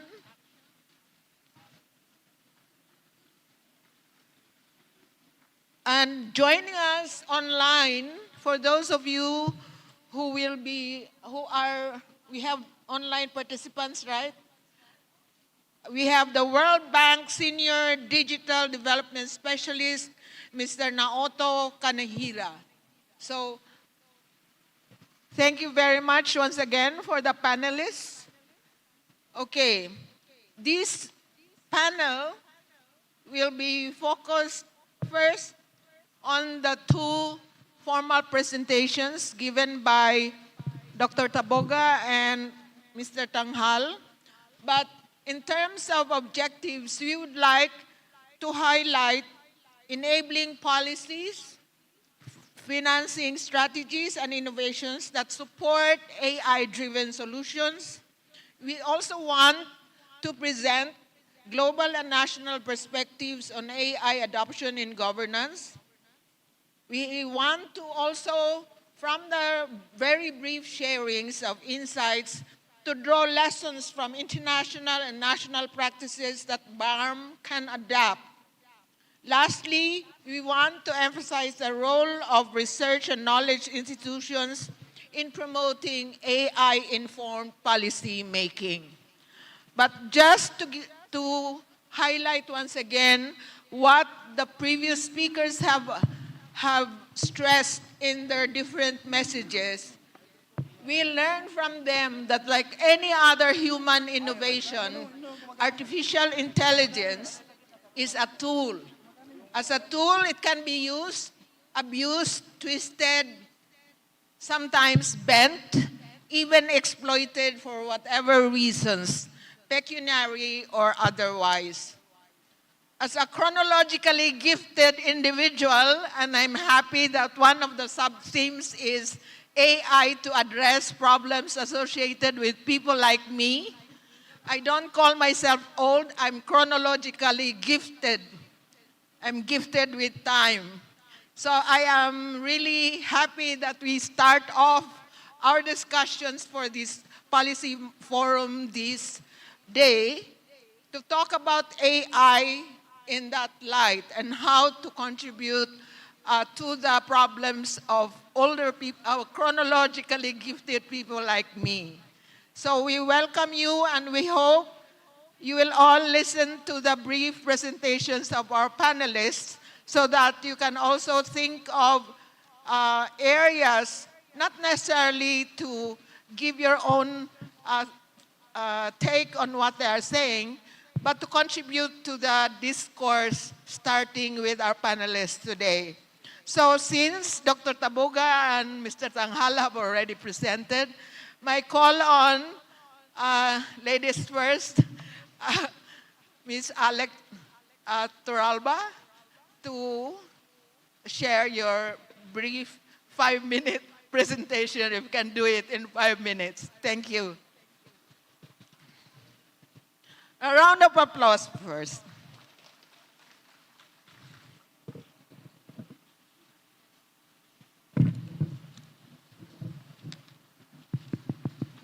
Hello. Hello, everyone. Thank you, po, Ma'am Rufa, for that good introduction. So I'll try to wrap it up in 5 minutes. I'll do my best. So In IPA's case, we actually wanted to showcase an ongoing initiative with the Department of Education, specifically the Policy, Research, and Development Division, PRDD, of DepEd, wherein we're developing a machine learning model to predict the school dropouts of the Philippines, of the students in the Philippines. And in this ongoing initiative, what we're trying to aim is to use this tool, this machine learning model tools, use its output to develop low-cost interventions and to also use that ultimately for policy impact. And this is still an ongoing approach. We're still in phase 1. We're trying to develop this model. This model is already undergoing already refinement process to make sure that it is usable for the division on hand. And in this process, we have noticed that there are really some elements to take into consideration when government systems want to integrate AI within their systems. So first, actually, this has been already discussed by representatives a while ago, and that is clear AI policies. Apart from that, we also want to look into institutional support. And from those support, this will be your champions. So it can be specific offices, it can be specific ministers who will ensure sustainable use of AI. And then apart from that, we also want to ensure that there is sustainable team and management processes within the government system who can be the implementers of the model, and then those who can also consume the products of the model later on. And in the process of this project, we are seeing at the implementer level, we are seeing it at the central office level, and then those in the field office level will be the consumers, at least the potential consumers of the model, because they can reach out to these students, at-risk students, who are likely to drop out of school, and then they could provide targeted interventions among them. So that's the case, at least, for our ongoing initiative, and hopefully I can answer more of your questions later in the discussion about it. Happy to discuss it with you all. Thank you very much, Alec. I hope you don't mind I call you Alec. Okay. Thank you very much for that. You haven't forgotten the marginalized sectors of our society, and the application of AI to help them being uplifted from their poverty status is so admirable. Thank you very much. By the way, please refer to the booklet that you received for the bio notes of our speakers.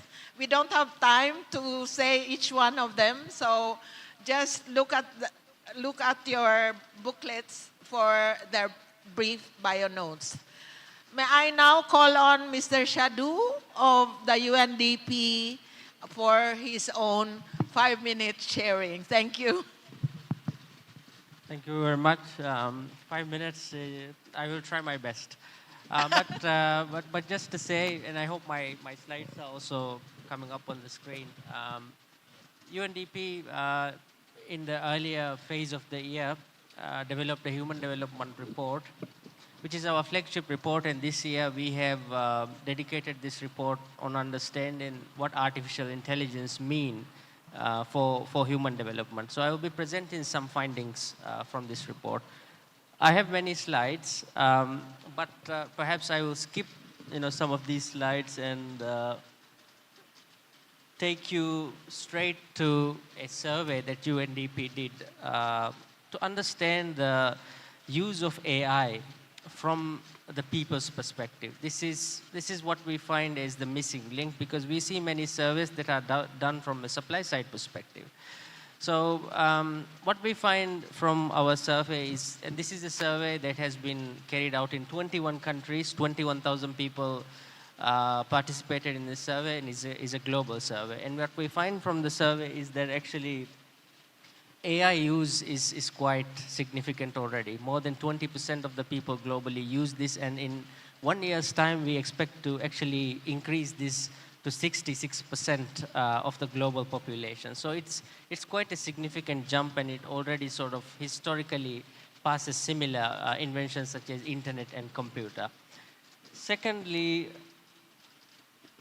what we find is that people are not using AI in the same way. If you look at elderly people and youth, what you find is that the use of AI is different. Elderly people, and I think you have also highlighted that elderly people tend to trust AI systems significantly lesser than young people. Young people tend to trust AI systems much more than elderly people. And this has, of course, implications because by 2030, actually, 16.5% of global population will be elderly people. With young people, the challenge is altogether different. It's an issue on mental health.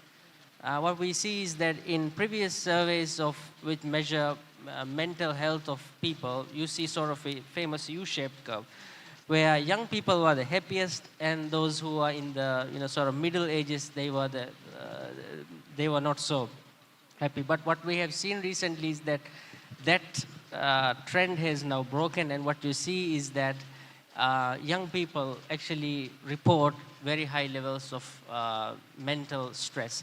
In AI, the reasons are of course complicated, but AI has a lot to do with that, particularly in the phases of social media.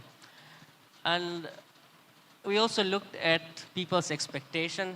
People actually understand that AI can result in some form of automation. 50% of the people that we surveyed actually say they expect some level of automation, but even a greater percentage of people say they expect augmentation. And this is what we want to emphasize in the recommendations of the report. I will take maybe last two slides just to say AI has a lot of risks, and this has been something which has been eluded. But in our research for the Human Development Report, what we find is that dominant forms of AI models, for example, such as ChatGPT, actually reflects the values and the beliefs of high human development contexts and countries. And what we find is that developing countries are and there's a reason for this, of course, because AI has been developed using data sets largely from developed countries, and they are largely controlled by private corporations. And the dominant models have been trained based on these data sets. So these risks are there. For developing countries, for the most part, they are just users of AI. They are not creators at this point. So keeping this in mind, our Human Development Report provides three directions. So how can we leverage AI for societal benefit and for human development? The first recommendation is that we must really look at proactively mapping areas for augmentation industry by industry, and make sure that the government policy actively favors augmentation. Remove the tax policy distortions that are in the way of making that happen. Use fiscal policy to do that. The second recommendation is that in terms of innovation, what we see is that what constitutes a good AI is largely dictated by technical factors. For example, how quickly does an AI, for example, recognize an image? Is AI beating, for example, human beings in a particular test? What you find missing is that indicators specifically designed which links AI with societal benefit. For example, is the AI helping to tackle misinformation? Is AI, for example, looking at accessibility for persons with disabilities and other? And third is, of course, on building the education required so that developing countries are in a position to adopt it. So I will stop there. Thank you very much. We don't have that luxury of time, really. Now we move on to the online presentation of Mr. Kanehira. Is he already online? Yes, I'm online. Can you hear me? Hello? Yes, please. Okay. Thank you very much. I hope my slides can be projected. And I had planned for 10 minutes, but I heard it 5 minutes. So I will compress. Thank you very much for inviting the World Bank to this very important and timely discussion. And I would have loved to continue listening more to the UNDP presentation. I'd love to continue this discussion more because the normative directional discussion on AI with the intentional policy direction would be vital.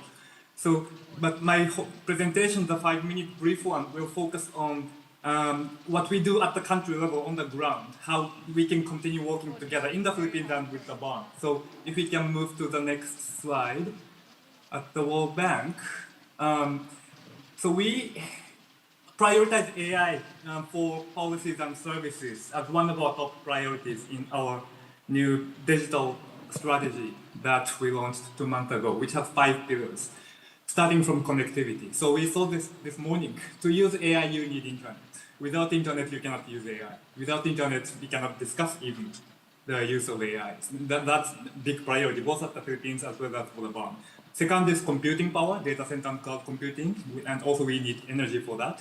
The third is data, quality, available, inclusive, relevant data, shareable and integrated, to provide context for the AI models to help solve local problems. The fifth is competency. This is digital skills, digital literacy, and the workforce. And then the fifth is responsible AI. This relates to legal, regulatory, and normative framework for responsible and ethical use of AI. We do see challenges and gaps across all of the 5 areas in the Philippines. I assume it applies to BARM as well. But my topic assigned to me is AI governance and data systems. So I would focus on data systems in the presentation. Next slide, please. So good data to enable AI systems and relevant output from well-trained AI models requires 2 things. One is institutional level technical data management and the platforms and systems to enable that. But more broadly, whole of government interagency framework and mechanism to allow sharing of data while protecting personal data, safeguarding data-related security concerns, and still facilitating interagency cooperation with interoperability and common standards. That's commonly missing. It's disproportionately missing in the context of the Philippines national government. So we are already working with several national government agencies in the Philippines, such as DSWD and others. And I hope we can also continue discussion on BARM to extend such efforts. Next slide, please. I will just focus on a few examples. One is governance and anti-corruption. This is a timely topic, obviously, in the country. AI is proven to be very effective in countering corruption. I won't go through all the details, vulnerability detection, risk assessment, document contract reviews. One example I cite here is proven example from Georgia that we did in recent assistance. Well, proven efficiency for the fraud detection, doubling the accuracy and timeliness. Next slide, please.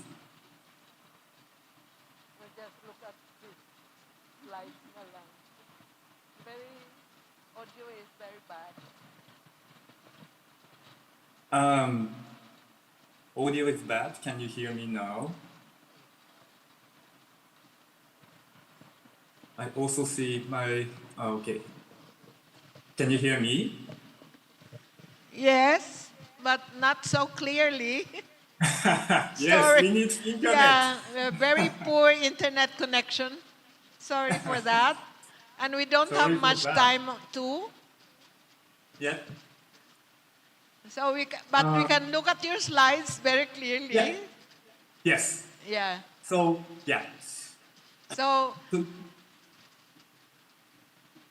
So I will continue just to say for good governance and anti-corruption efforts enabled by AI, we need good public sector administrative financial data.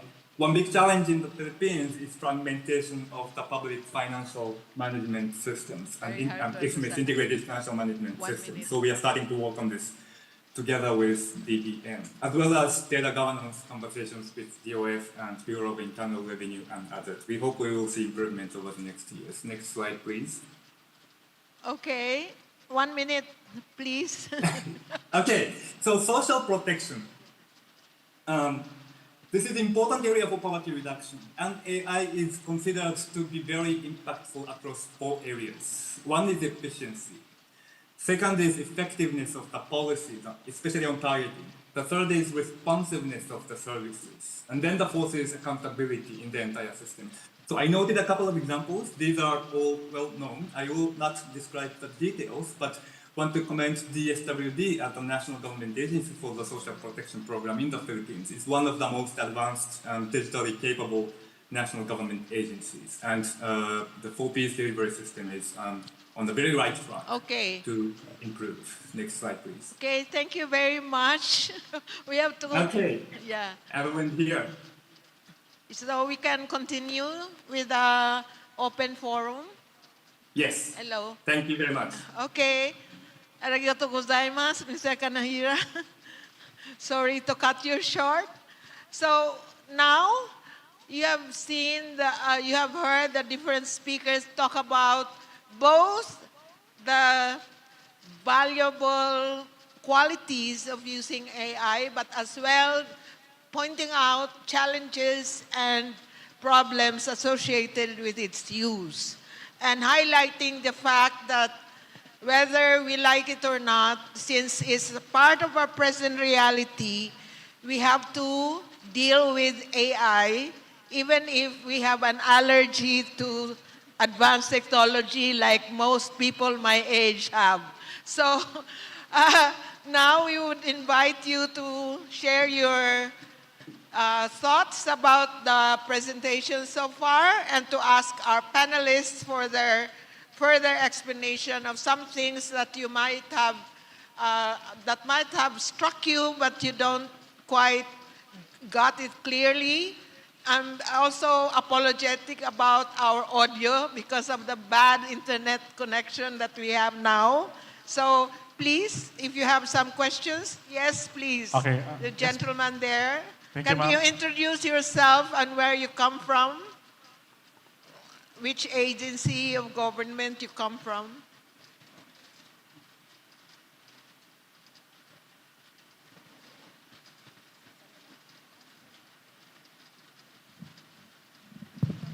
Assalamu alaikum. Good brunch. Good morning, everyone. I am Professor Bagolong from Cotabato State University. I'd like to raise these questions to Dr. Tabuga and, of course, Engineer Tanghal, and probably Dr. Mohammed Shahood may also give his response. No? While all of us would agree the importance and the benefits we get from artificial intelligence, particularly in making the public service more efficient, more responsive, and more transparent, we also have to consider that this transformation may also possess significant challenge. And I'd like to get their opinions, particularly on data privacy and transparency or security, given the fact that I don't know if the Philippine government is really pursuing this to have a full-blown implementation of on the use of AI, given the huge amount of data. No? Okay. And the second one, which I was struck given the information provided by Dr. Tabuga about those who are older people. No? How would the Philippine government respond, especially those who would be retiring, no? Should the government decide to fully implement this? No? We are aware that those who are young, just like me, of course, may, may of course avail of the upscaling of the Philippine government. How would we respond to the possible job displacement? If you can recall, sometime in 2004, when former President Macapagal Arroyo signed the Executive Order 366, the AO 366, which we are aware of the re-engineering. Most of the Philippine government agencies have been combined, no, to just make it, for example, the OTC, Okay. and so on and so forth. So I'd like to Please make it the short. questions. Thank you. Okay. I'm not sure. Are you okay with the questions? Okay. We'll start with Dr. Taboga. Let me start in answering the government efforts on the elderly, because I think that's the one nearest to what I'm doing right now. When we were doing study on, because we recently had a study on the future demand for care, what we feel that the government should focus on is on capacitating families, because elder people, they still rely on their families. Their psychosocial needs are like on top of there. And so we really need them to be well supported by the family. And what that means is that we start by really educating people, those who are caring or providing care to older people, on how they can provide care, on their awareness on AI, the effects of AI on older people. On displacement, I think it's still something that we need to look into, because as mentioned earlier, the job losses due to AI are more on the tech. And also those in the administrative, those in the writing and programming, the entry-level jobs on that, because the AI is more efficient in terms of the analysis in those aspects. So I think the industry that is directly related to, that will be possibly hit is the services sector. I'm not sure what's the update right now on the BPOs, because we depend largely on the BPO in the Philippines. If AI will get more of those jobs in the customer services, customer care. So I think that will be the problem. So I don't know what's going on in that industry in terms of policy, but I hope that we have now policies that reskill people, because there's now the trend from white collar to blue collar jobs, because that is something that AI cannot replace us in. I'm sorry. Thank you, sir, for that question from Cotabato State University. I would like to follow through on what you have explained earlier.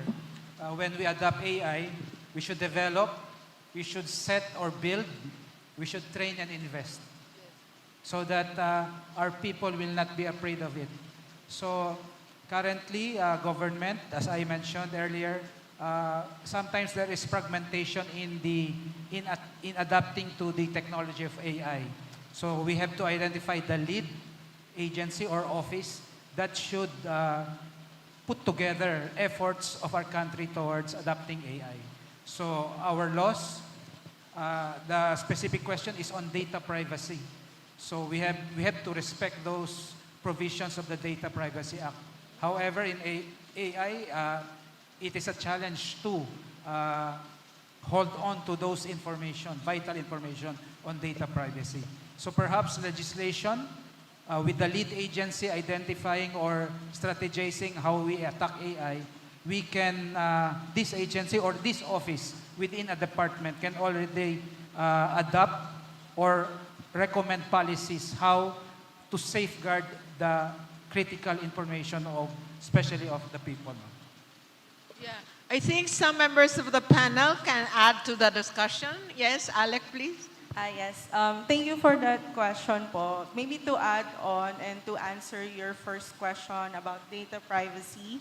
So maybe I can share with you some anecdotes on what we did with the Policy Research and Development Division of DepEd. So in our case, since we are external partners, we really cannot receive first-hand data of students and schools. So what we did in order for us to build the model is for DepEd first to de-identify that data. So they de-identified the learner information system data of the students for us to receive it and for us to build the model from scratch. And then, apart from that, we also have database from the schools that we have also received, and also to integrate that within the model. So I guess in order to address the concerns on data privacy, we should always look into the policies on hand of government systems. So in that case, they look into the policies of DepEd, within DepEd. In terms of data sharing, we also have that in place so that us as external partners can support them in terms of developing the predictive model in this case. Yes. I think the emphasis is on how to ensure the integrity of the data would be preserved no matter what happens. And I think there's a need to discuss about ways, especially technologically based ways to preserve the data as they are, not to distort them. Yes, Mr. Just to add to that discussion, AI is as good as the data, right? If you have big data and AI systems are trained on that, you will get responses that probably perpetuate biases and other sort of risks. So what we see is that globally, and this is in Singapore and in countries like in Sweden, what they are coming up with is broad partnerships, which include typically academia, government, and then CSOs also, to design systems where you sort of identify the data sets that can also be bring in. So that from the start, data which is required and appropriate are also identified, that the users of AI with trust are also embedded. And these models are being tested. Because as I mentioned earlier also, building trust is also a very important component of designing AI systems that will be trusted ultimately by the users. Thank you. Mr. Kanehira-san, can you hear us? Hello? Okay. Hello? Okay. Can you contribute to the present discussion? They were talking about ensuring data integrity, preserving data privacy, and the role of AI in assisting social protection systems. So do we have anything to contribute to that, please? Yes. So the data privacy, just small points is we have to demystify the privacy protection. The common perception is that you cannot share any kind of data without signing the data sharing agreement and deploying the data privacy mechanisms, which is not the case. If you are dealing with personal information, personally identified information is protected under the Data Privacy Act. But too many government agencies just for unwillingness to share data or unwillingness to deal with regulatory complexities, just use PPA as an excuse not to do any data sharing. So what's missing is anonymization standards and awareness and basic capacity for data sharing. Okay. And the National Privacy Commission can play a huge role. They are already doing it. They demystify the need for data sharing agreements, for example, in the latest advisory response. It's not mandatory, it's optional. Okay. So the proper awareness raising is where we should start with. Thank you very much. Arigatou gozaimasu. I think we can all learn from, if you are familiar with the fact that there is, the DepEd has already numbered all the schools that are existing throughout the country through an identification number or LRN, right? And that is to ensure that there are no more of what we call before ghost schools and ghost teachers, ghost students and things like that. So everyone has an identification. And that's already a very clear example of how AI, artificial intelligence, can support education so that we will not be budgeting for schools that are not existing. Okay, next, if you have any other question, please. Yes, please. Director Shem Gemil of MSSD. No need to introduce myself. Thank you for the introduction, Professor Ropa. I hope Mr. Anoto-san present the discussion well, but I have two questions in my mind. When all this, well, Naoto-san mentioned about AI in social protection, and we are very interested with our work in social protection. My question to him is like, what are the risks associated in it, and how do we address these risks so that AI may be able to help vulnerable rather than create more divides and discrimination instead of, helping them, creating harm than good. That's for Mr. Noto-san. And for Mr. Shahud Muhammad, in your experience with UNDP, how fast government institutions cope up with AI, and what are the important elements that the government, like government agencies here in attendance, for us to be able to cope up with the rest of the world. Thank you.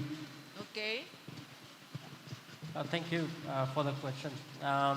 Maybe touching on both social protection and the requests, and also from private sector that we have been sort of getting. So I think IMF towards January of this year came up and looked at how AI will disrupt labor markets. And what they found out was that actually globally 40% of jobs could be disrupted. But they also said that even a greater portion of such jobs can actually be augmented. Augmentation means that this will be a job evolution from routine tasks to high skill intensity jobs. And that's where we sort of come and advise to the governments. One is to prepare also the social protection systems for an era with AI. Because upskilling and simply the pace of upskilling will also change. In our lifetimes, we are probably normally used to dealing with one career change. But as these AI models, develop, that could also change. So the sheer scale of upskilling also need to change.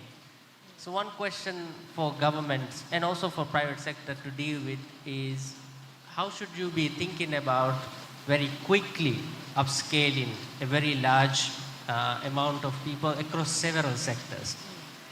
And I think it's quite clear that maybe the government alone cannot do that.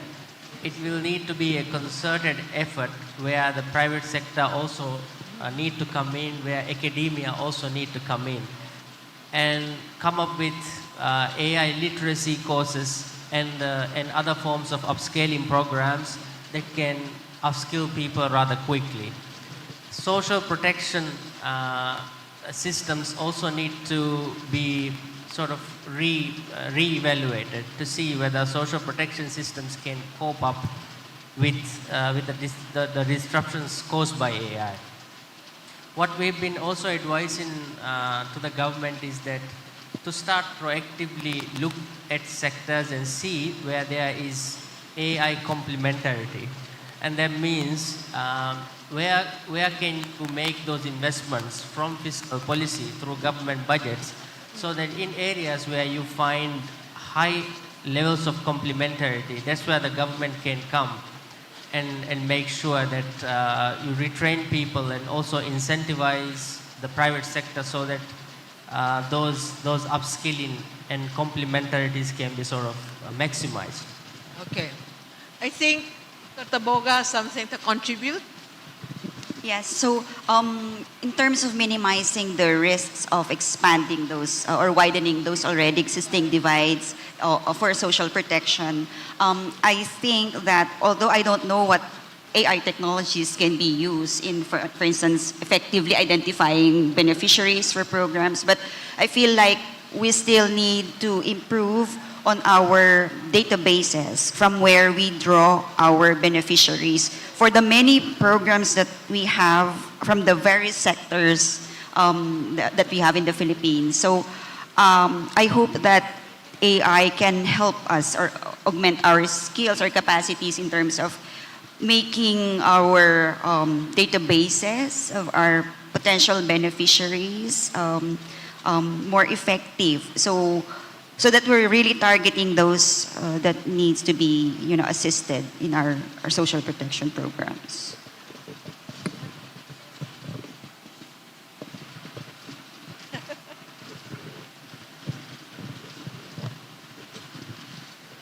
On the part of upskilling human resources, I could like to share that in the Regional Development Council of Region 12, it has been recommended to the Technical Education Skills and Development Authority, or TESDA, to integrate AI module in their upskilling activities so that appropriate funds can be allocated to AI module so that those beneficiaries of TESDA availing of their scholarship or even training can already accept or improve their learning and appreciation about AI. Okay, thank you. Then, Alec, please. Yes. So I really agree with Ma'am Aubrey saying that what we need to leverage this extensively is to have good data infrastructure in order for us to get where these beneficiaries could come from. And I believe that that is actually one of the prerequisites in order for us to fully leverage AI within our government systems. And so we actually want to also emphasize and strongly recommend with governments for them to invest now in terms of digital and good data infrastructure, because that could not only that could be used to leverage AI, but actually taking a step back, that could also improve your M&E systems. Yes. And for you to be able to monitor programs and interventions, and also evaluate those interventions through impact evaluations. These are all the prerequisites needed. And then AI, in turn, can really just support and strengthen overall this whole process of government systems, specifically in M&E as well. Yeah. Thank you very much. Truly, AI can have a lot of uses, especially in verifying, cross-checking, fact-checking, and in ensuring some kind of a surgical precision on identifying beneficiaries for social protection programs like 4Ps, for example, to ensure that those who are not supposed to be receiving assistance will not be given assistance, and those who really need them most will be prioritized. So I understand that coming from someone from MSSD who's managing the 4Ps program. Thank you. Any other question, please? We can maximize our question and answer time until 12:30. I hope you're still not feeling that your right to food is violated by extending our time. Yes, ma'am, please introduce yourself. Assalamu alaikum, good morning, namaste, konnichiwa, and to everyone, hello. So we all know that AI has the potential to transform government in several ways, right? So my question is, by the way, my name is Nikki. I'm from Notre Dame Broadcasting Corporation, Babu Nikki, they call me Babu Nikki, the monster. Yes. So my question, how can AI improve government services and operations? Let's say the issue in corruption. Okay. You're clearly from the media, Ma'am Nikki. Yes, please. How can AI improve and maybe streamline and avoid corruption? Exactly, yeah. Anyone can start? Alec can start? Just a brief. That's a very specific topic. like corruption right now, yeah. Corruption. Yes. But I don't think I can give an example on corruption, but rather another outcome. So AI can, in our experience, AI can improve the efficiencies and workflows of government system through automation. All right. So there are some still that are manually processed through government systems, and if we integrate AI into these systems, we can actually reduce delays, and then we can also overall improve their workflow systems such as documents running from one system to another, AI can automate those processes. In the case of our ongoing initiative with the Department of Education, specifically PRDD, we are trying to automate their process of identifying students who are at risk of dropping out, instead of going back to traditional ways of identifying them through asking the field teams to go into this system, go directly to their schools. Okay. Instead, what we're doing is to ask this machine on which students need it the most, need interventions the most in terms of dropouts. And apart from that, is to also look into how the products from these machines could inform policy making and designing interventions. So at least that's the case in dropout. In terms of corruption, I'm thinking maybe early detection systems for frauds. That could also be set up within government system. Yes. But in case of that, we really need good data infrastructures. Okay. All right. Thank you. Yes, from Deb, please. Thank you. Good morning. With AI, we can build up a database so that we cannot end up in unreliable predictions on development and even unreliable projections. If we have a comprehensive database and we utilize AI, there are higher possibilities of good predictions or projections for development. So reducing inefficiencies in decision making. All right, thank you. Siguro very quickly lang, I think for AI to truly help us in terms of service delivery in doing our mandate, we have to have a profound understanding of our needs throughout the process. So for instance, we can check ano ba ditong process, which part of our service delivery can AI augment. So that also brings us to our need to understand what the AI technologies are capable of doing. So we need to have more technical people around us. So we cannot just rely all the time on, yung mga consultants natin, those capable people. We have to also have them in-house. So capacity development pa din po. Thank you very much. You have something to say?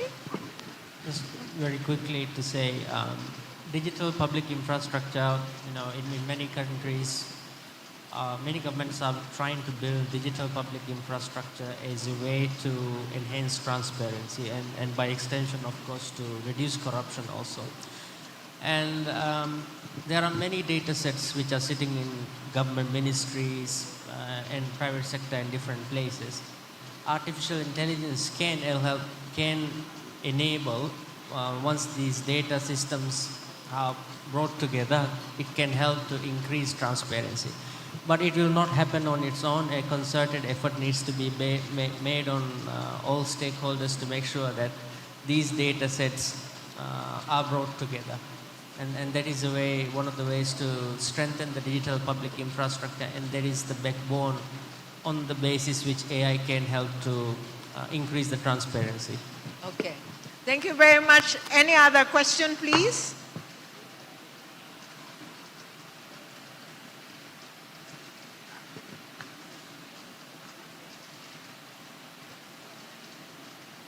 Yes, sir.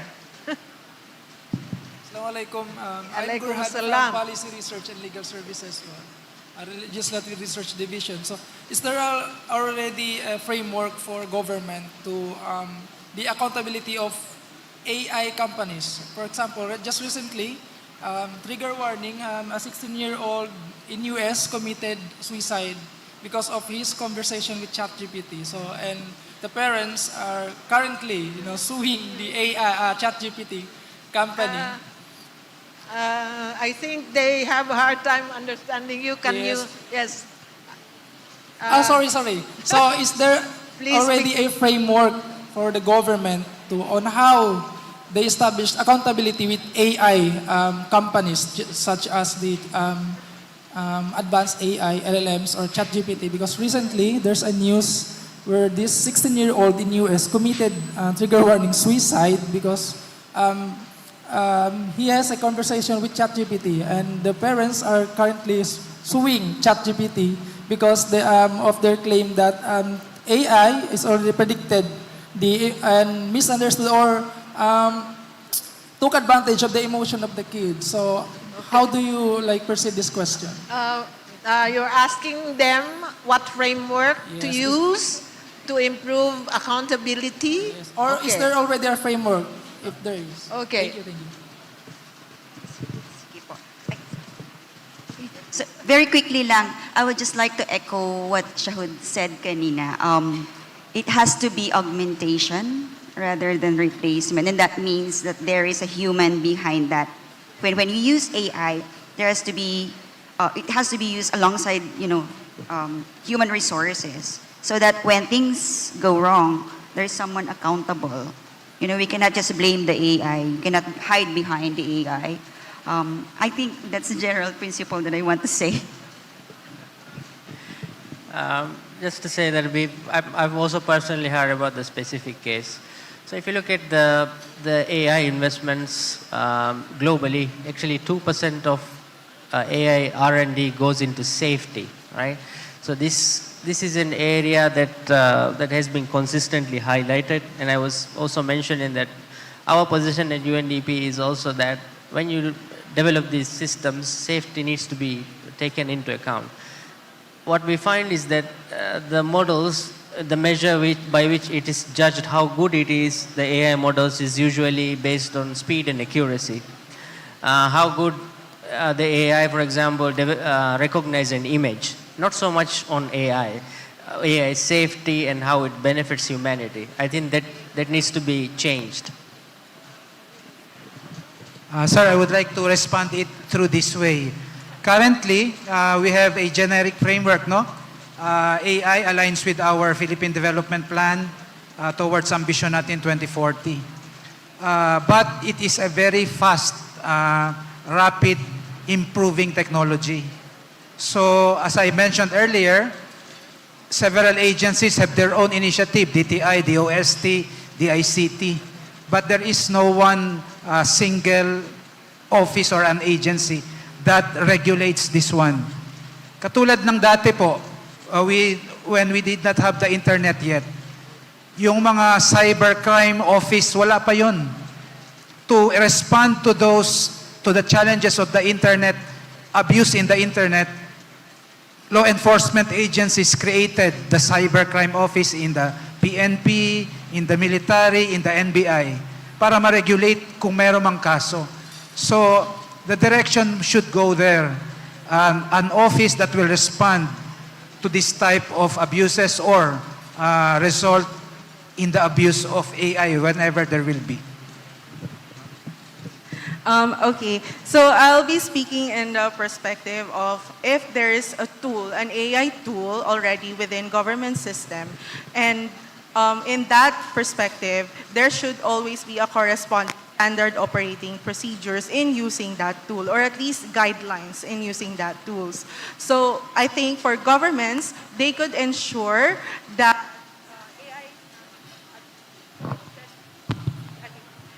AI is not abused by their staff if they follow through these ethical guidelines and standard operating procedures of using these specific tools. So in the case of, for example, if you have predictive analytics, you have a model to predict an outcome. These are your 1 to 10 or to 12 or up until when you will be using that output, and then any deviations from it, from the standard operating procedures, could be under review.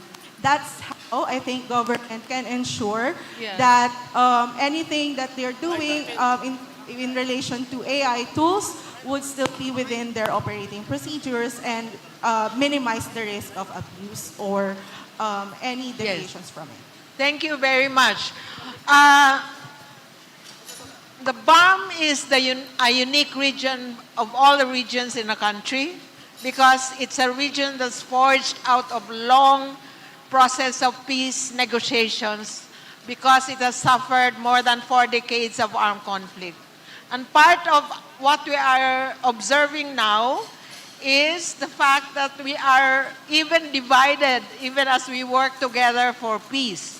So one of the sources of division have been proliferation of social media platforms that create and distribute information that's not verified. So, for example, I was caught with the phrase that Mr. Shadu used, algorithmic sycophancy, because many of us, without our knowing, have become sycophants of groups that favor a certain political group over another. And we tolerate that because we think we are working, believing in these things because they are all over the internet. So how do we address, like trolling, for example? We have a lot of trolls celebrating or praising certain political leaders and criticizing others.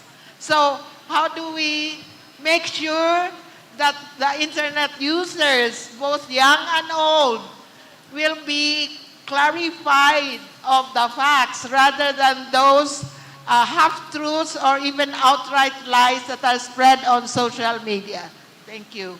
I hope each of you, because of the limit, about 2 minutes, last-minute reflection on that question.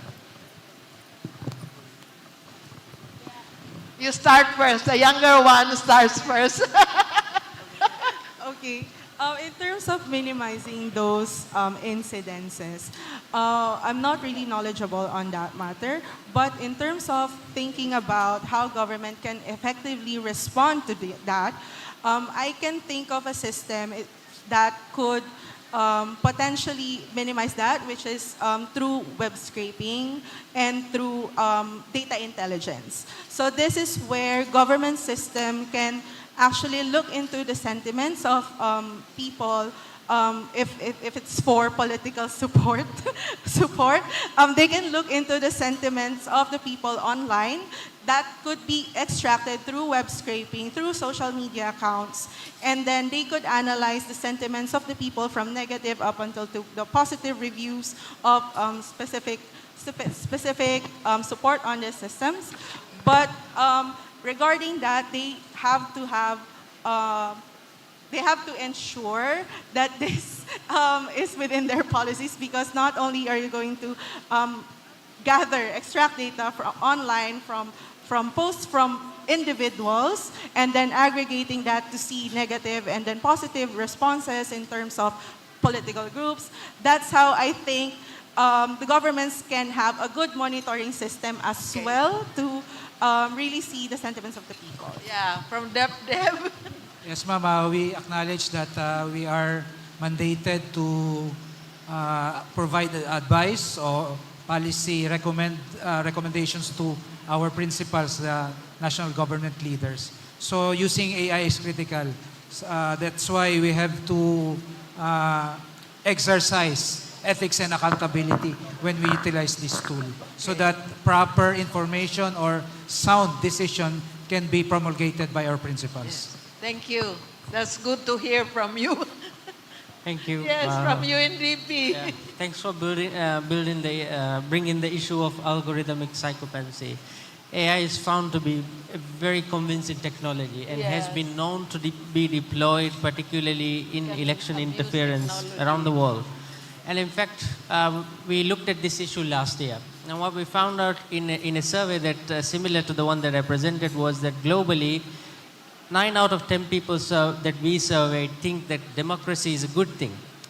But more number of people were willing to vote for people who may actually undermine democracy. And that's the danger of being, such systems being deployed for manipulative reasons to tackle disinformation. I will say 2 things.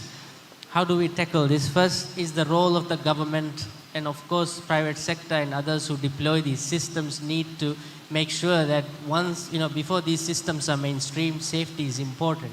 It needs to be tested, make sure that, its ability to, it connects the dots very well, but it may not be correct all the time. So instances of that needs to be minimized. Secondly, there is no shortcut to reduce this. We need to really focus on enhancing people's ability to see what is right and what is wrong. Critical thinking skills, creative thinking skills, and relative thinking skills are the areas that we really need to invest more on, because that is the ultimate, I think, defense against it. Thank you. Aubrey? Yeah, I think they've already mentioned most of it, but I think constant collaboration and partnership with the platforms, the private sector is also very important. We've seen, I think, efforts during the protest last Sunday.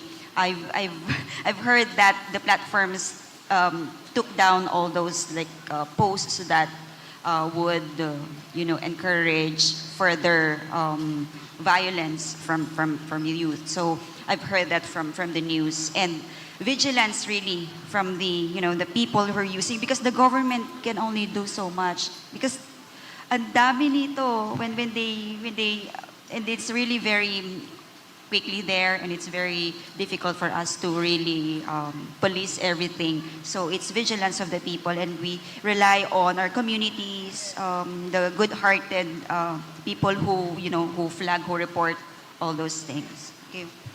Thank you. Naoto-san, are you still there?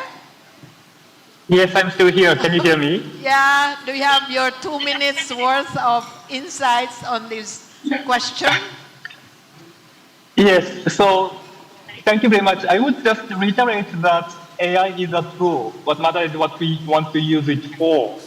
And the balance we want to, I think more about is many issues are actually technology neutral, and we can let existing frameworks to evolve to cover general risks, which can also cover AI-specific risks, right? The consumer protection law, the intellectual property law, the competition law. There are many existing frameworks, which is kind of amplified both opportunities and risks, but extension of existing technology-neutral frameworks can at least partially address it. And then we can narrow down the areas where AI-specific policies, interventions are needed.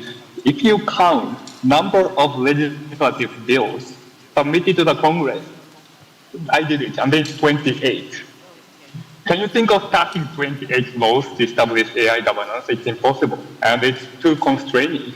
So combining hard law and soft law, and also normative approach through the multi-stakeholder engagements and partnerships, and then sharpening the policy and alignment on what we really need to achieve, and how we want to harness technology, AI, and anything else to achieve the development goal. Okay.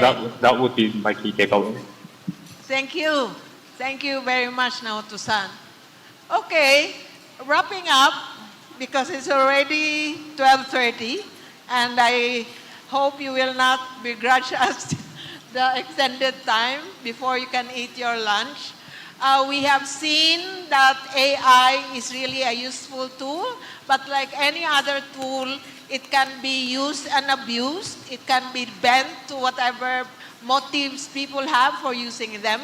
And so we would like to emphasize that every one of us, not only government, has the responsibility to make sure that the kind of AI, the use of AI, we ourselves will also regulate the use of AI, because no one can police everyone. Even if we have a cybercrime unit in the PNP, they are not 24/7 with us. So I think there's a lot to be learned from countries who started teaching their young to do critical thinking, like Finland, for example, when they teach their children what is wrong and what is right using AI tools. So thank you very much for your questions. Thank you very much for listening. Thank you very much to the panels for their sharing. We hope you have a good lunch. Good noon to everyone. Wassalamualaikum warahmatullahi wabarakatuh. Once again, a round of applause, please, to our moderator, Professor Rufa, and to the panelists for a very productive and informative discussion. Before we proceed, before we formally proceed po, actually, it's okay, you can eat your lunch na po. We will be giving the certificate of appreciation and token to the members of the panel. First, let me read the citation. Yes. So the citation of the certificate, Bangsamoro Autonomous Region, BPDA, Bangsamoro Planning and Development Authority, awards the certificate of appreciation for his invaluable inputs and contributions as a panel discussant during the second Bangsamoro Development Policy Research Forum in celebration of the 23rd Development Policy Research Month with the theme Reimagining the Governance in the Age of AI, held on September 25, 2025 at KCC Mall and Convention Center, Cotabato City. Given this 25th day of September 2025 in Cotabato City, signed by Engineer Mohajirin T. Ali.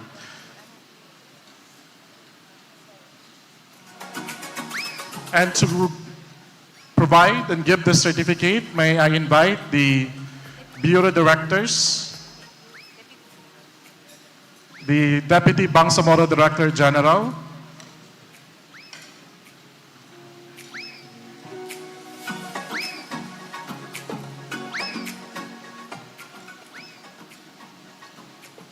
and also may we invite the PIDS President, Dr. Tuanyo, sir, to kindly also join the giving of certificate and token.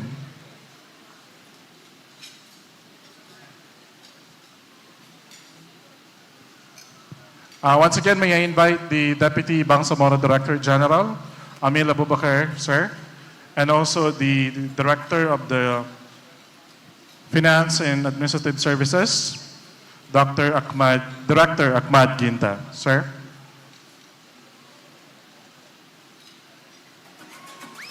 Now to receive the certificate on behalf of Mr. Nauto Kanihira, may I invite Ms. Norhana Kamit, the Operation Analyst from the World Bank, to receive the token and the certificate. And this certificate of appreciation is given to Mr. Nauto Kanihira. And ma'am will be receiving the certificate. Rounds of applause, please.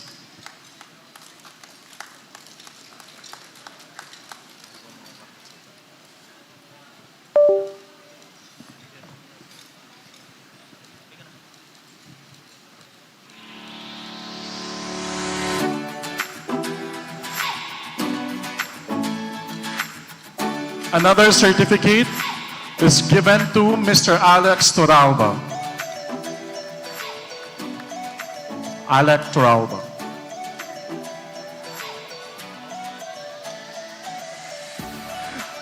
Miss Alex Turalba. Thank you, ma'am.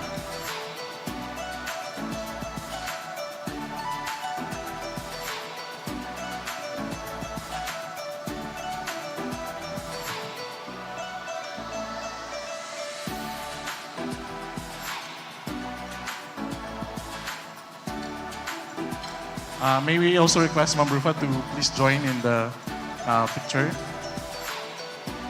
Another certificate is given to Mr. Romel Patrick Itanghal, ENP. Thank you, sir. Rounds of applause for Sir Tanghal.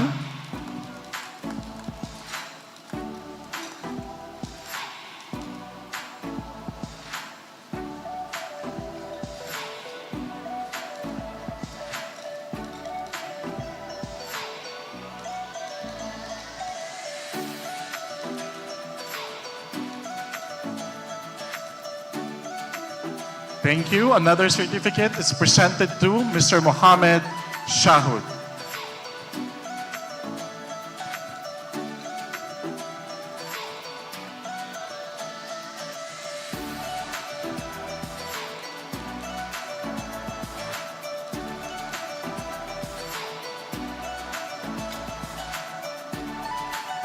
Thank you so much. Another certificate is provided or given to Dr. Aubrey Tabuga.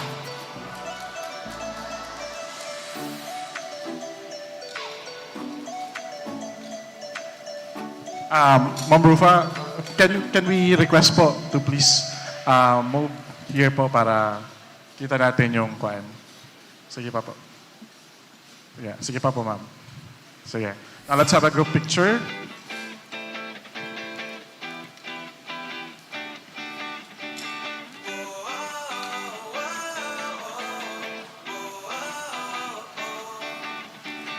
Once again, rounds of applause to our moderator and to our panelists for the first plenary. Maraming salamat po for a very productive discussion and informative exchange of narratives, no, and data relative to the first plenary, which is AI for Good Governance, Global and National Perspective. This afternoon, we will be dwelling into the regional and sectoral perspective, and we hope to see you. Inshallah by 1:30. No, if you want to pray po, meron po tayong prayer room at the back. Thank you so much po. Maraming salamat po. Thank you, sir and ma'am. Thank you po.